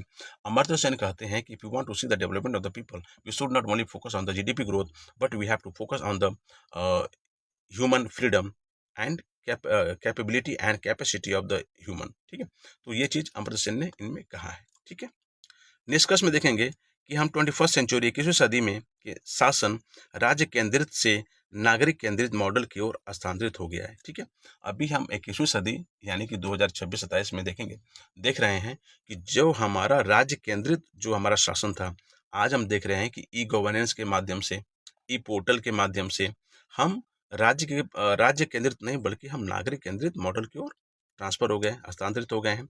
उत्तर प्रदेश जैसे राज्य के लिए समावेशी विकास, इंक्लूसिव डेवलपमेंट और सबका साथ सबका विकास, ठीक है, सुनिश्चित करने के लिए कौटिल्य के नैतिकता के सिद्धांतों और आधुनिक ई गवर्नेंस, है ना, के उपकरणों का एकीकरण अनिवार्य है, ठीक है। ये आपका हिंदी में आप समझ गए। इंग्लिश में क्या है आप देख लीजिएगा तुरंत फास्ट। क्वेश्चन है, governance is the exercise of power and authority, ठीक है, to manage a country resources for development. यानी कि जो गवर्नेंस है वो क्या है, हमारा पावर और अथॉरिटी का एक प्रयोग है, एक एक्सरसाइज है, ठीक है। वो क्या करने के लिए कि जो जो हमारे कंट्री है, कंट्री का जो हमारा रिसोर्स है उसको डेवलपमेंट के लिए, ठीक है। डिफाइन गवर्नेंस, गवर्नेंस को डिफाइन कीजिए। डिस्कस इट्स वेरियस टाइप, कितने तरह के हमारे गवर्नेंस होते हैं। And highlights the contribution of key thinkers in shaping the modern administration discourse, है ना। मॉडर्न एडमिनिस्ट्रेशन डिस्कोर्स में उनका विमर्श में क्या उनका योगदान है उसको डिस्क्राइब कीजिए, बताइए, ठीक है। तो सबसे पहले हम गवर्नेंस को डिफाइन करेंगे कि हमारे गवर्नमेंट क्या है, गवर्नेंस क्या है। गवर्नेंस क्या है? Governance is a broader concept than government. Government से बहुत बड़ा कंसेप्ट हमारा गवर्नेंस का है, ठीक है। While government refer to the formal institution, जैसे आपको पहले बताया कि गवर्नमेंट जो है एक सिंपल फॉर्मल इंस्टीट्यूशन है। इंस्टीट्यूशन हमारा किसके द्वारा बनाया गया? ग्रुप ऑफ पीपल के द्वारा। क्या करने के लिए? हमारा स्टेट को मैनेज करने के लिए, कंट्रोल करने के लिए, ठीक है। एक हमारा फॉर्मल इंस्टीट्यूशन है, ठीक है। जबकि गवर्नेंस है रेफर टू द प्रोसेस, ये प्रोसेस है, सिस्टम है, डायनेमिक है, through which state and non state actors and ये interact to manage public affair. यानी कि पब्लिक अफेयर को मैनेज करने के लिए ये जो प्रोसेस होता है ना। मान लीजिए कोई पब्लिक अफेयर है, उसको कैसे कंट्रोल करना है, तो उसके लिए कुछ प्रोसेस चाहिए, ई गवर्नेंस चाहिए, सिस्टम चाहिए, डायनेमिक चाहिए। तो ये सब चीज़ें हमारे गवर्नेंस में आती हैं, ठीक है। अब टाइप ऑफ गवर्नेंस क्या है आपको देखना पड़ेगा। Governance manifest in various form depending on the actors and objective involve. क्या क्या आप देखिए, एक तो हमारा डेमोक्रेटिक गवर्नेंस होता है। डेमोक्रेटिक गवर्नेंस क्या होता है कि based on the principle of rule of law, ठीक है, ट्रांसपेरेंसी एंड पॉपुलर सुबजनिटी। जैसे हमारे इंडिया पार्लियामेंट्री सिस्टम जो है वो हमारे डेमोक्रेटिक गवर्नेंस है। उसके बाद हम बात करते हैं कॉर्पोरेट गवर्नेंस। कॉर्पोरेट गवर्नेंस की बात यह है कि जो the system of rules and practices by which company is directed and control. ठीक है, यानी कि देखिए, एक आदमी की बात करेंगे, एक कंपनी के बारे में बात करेंगे, ठीक है, फिर इलेक्ट्रॉनिक के बारे में बात करेंगे, फिर गुड गवर्नेंस के बारे में बात करेंगे, और फिर इंटरनेशनल ग्लोबल हम गवर्नेंस के बारे में बात करेंगे। तो एक हमारा डेमोक्रेटिक गवर्नेंस हो जाएगा, एक हमारा कोऑपरेटिव गवर्नेंस हो जाएगा। ई गवर्नेंस हम देख रहे हैं, जैसे हमारा यूपी का ई डिस्ट्रिक्ट पोर्टल इंपॉर्टेंट है, जो हमारा इंफॉर्मेशन एंड कम्युनिकेशन टेक्नोलॉजी के माध्यम से हमारा डिलीवर हो रहा है गवर्नमेंट सर्विसेज। ठीक है, उसके बाद देखेंगे गुड गवर्नेंस। गुड गवर्नेंस क्या होता है? ये हमारा good governance defined by the world bank. ये हमारा कभी एमसीक्यू में पूछ देगा कि जो गुड गवर्नेंस का कंसेप्ट कहाँ से कौन डिफाइन किया, तब कहेंगे World Bank as being a participatory. Good governance का मतलब ये होता है कि आप उसमें पार्टिसिपेट करें। ठीक है, कंसेंसस ओरिएंटेड, यानी कि जो लोग बोल रहे हैं उनके तरीके से होनी चाहिए। अकाउंटेबल, यानी जिम्मेदारी उत्तरदायित्व आपका है। ट्रांसपेरेंट होनी चाहिए, है ना, करप्शन नहीं होना चाहिए, रिस्पॉन्सिव होनी चाहिए, इफेक्टिव होनी चाहिए, एंड इक्विटेबल डिस्ट्रीब्यूशन या इक्विटेबल अप्रोच होनी चाहिए। ठीक है, तो गुड गवर्नेंस का मतलब ये होता है कि हमारा पार्टिसिपेट कीजिए आप, ट्रांसपेरेंसी उसमें रहनी चाहिए, इफेक्टिव होनी चाहिए, इक्विटेबल होनी चाहिए।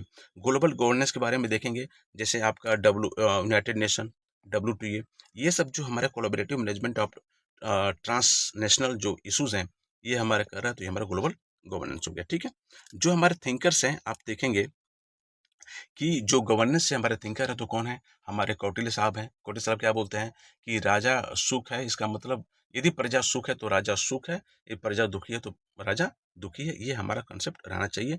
वो अर्थशास्त्र में इन्होंने लिखा है। ठीक है, रक्षा के बारे में लिखा गया है। ठीक है, और योगक्षेम के बारे में लिखा है, यानी कि वेलफेयर के बारे में लिखा है, और ये द गुड गवर्नेंस। ठीक है, ओके।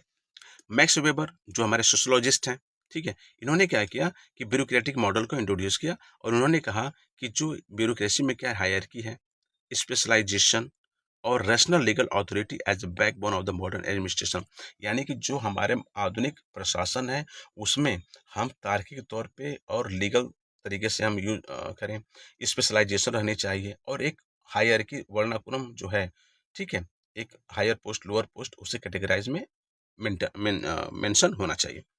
ठीक है, विड्रो विल्सन है father of the public administration, जैसा कि आपको पहले बताया।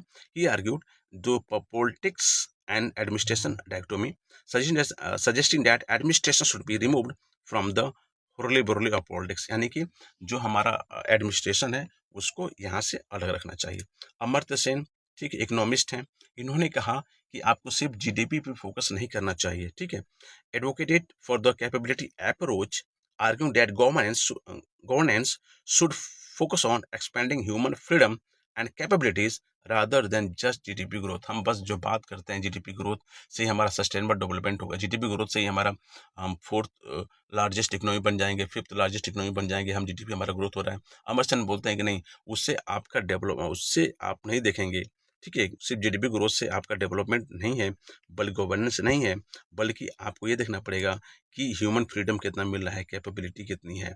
ठीक है, ये हमारा कैपेबिलिटी अप्रोच पे फोकस करते हैं अमर्त्य सेन। ठीक है, कंक्लूजन में कुछ नहीं करना है, आप ये लिखेंगे कि 21st सेंचुरी में आप देख रहे हैं, 21st सेंचुरी में हम रह रहे हैं, और इस समय क्या है कि जो हमारा 1947 के देश आज़ाद हुआ, उसके बाद हमारा क्या होता कि सेंटर स्टैटिक, फिर हमारा स्टेट सेंट्रिक हमारा चीज़ें बनी कि स्टेट को फोकस करेंगे, बजट देंगे तो अपना डेवलप करेगा। वहाँ से हट के अब 21st सेंचुरी में हम पीपल सेंट्रिक हो गए हैं, ई गवर्नेंस जैसे साइट लेके आ गए हैं, ई पोर्टल लेके आ गए हैं, ई डिस्ट्रीब्यूशन लेके आ गए हैं। आजकल सारी चीज़ें हम देखते हैं, डीबीटी डायरेक्ट बेनिफिट ट्रांसफर हो गया, अकाउंट में पैसा चला जाता है। ये सब चीज़ें हमारे क्या हो गया कि हमारा पीपल सेंट्रिक हो गया है, सिटीजन सेंट्रिक हो गया है मॉडल। ठीक है, for a state like Uttar Pradesh, the integration of the Kautilyan ethics with modern e-governance tools is essential to ensure inclusive development and सबका साथ सबका विकास। ठीक है, तो इस तरीके से क्या है कि 250 वर्ड्स में आपको मेंस कैसे लिखेंगे उसको भी आपको मैंने बता दिया। ठीक है, और जो थिंकर्स हैं, स्पेशली जो कौटिल्य और Amartya Sen, just you have to remember and please quote. ठीक है, इनके जो कंसेप्ट है उसको आप कोट कीजिए, और उसके बाद जो आप गवर्नेंस है, तो गवर्नेंस समझिए क्या है कि लॉन्ग प्रोसेस है, ये ब्रॉडर कंसेप्ट है। देन हमारा गवर्नमेंट गवर्नमेंट क्या है कि हमारा इंस्टीट्यूशन है, वेयर जो हमारा गवर्नेंस है वो हमारा एक प्रोसेस है। ठीक है, प्रोसेस है, सिस्टम है, ठीक है, डायनेमिक है, through which state and non state actors जो होते हैं, जैसे एनजीओ हो गया, प्राइवेट सेक्टर, वो सब हमारा क्या करते हैं, इंटरेक्ट होकर पब्लिक अफेयर मैनेज करते हैं। और टाइप ऑफ गवर्नेंस क्या होता है? टाइप ऑफ गवर्नेंस हम सबसे पहले हम लिखेंगे कि हम डेमोक्रेटिक देश में रहते हैं, तो हमारा डेमोक्रेटिक गवर्नेंस हो जाएगा, ठीक है। उसके बाद हम देखेंगे कॉर्पोरेट कंपनी के बारे में देखेंगे, तो कॉर्पोरेट गवर्नेंस हो जाएगा, फिर ई गवर्नेंस हो जाएगा, फिर गुड गवर्नेंस, हमारा वर्ल्ड बैंक कंसेप्ट दिया है, ठीक है, और फिर हमारा ग्लोबल गवर्नेंस। तो ये सब रख के, ये सब पॉइंट आप सीक्वेंस वाइज लिखेंगे, प्रैक्टिस करेंगे, तो 250 वर्ड में आपको आ जाएगा, ठीक है। तो दोस्तों, आज के क्लास में बस इतना ही, ठीक है। ये क्लास आपको कैसा लगा, प्लीज़ आप मुझे कमेंट जरूर कीजिएगा। यदि अच्छा लगा हो तो प्लीज़ लाइक कीजिए, सब्सक्राइब कीजिए, कमेंट कीजिए, शेयर कीजिए। और ऐसे ही पॉलिटिकल कंसेप्ट को समझने के लिए जो आप एग्ज़ाम ओरिएंटेड में आपको समझाता हूँ, होलिस्टिक अप्रोच से समझाता हूँ, जो आपके प्री एग्ज़ाम के लिए भी यूज़फुल है, मेंस एग्ज़ाम के लिए यूज़फुल है, आपके कंसेप्ट क्लियर करने के लिए यूज़फुल है, तो प्लीज़ इस चैनल पे आप बने रहें। तब तक के लिए धन्यवाद। Thank you.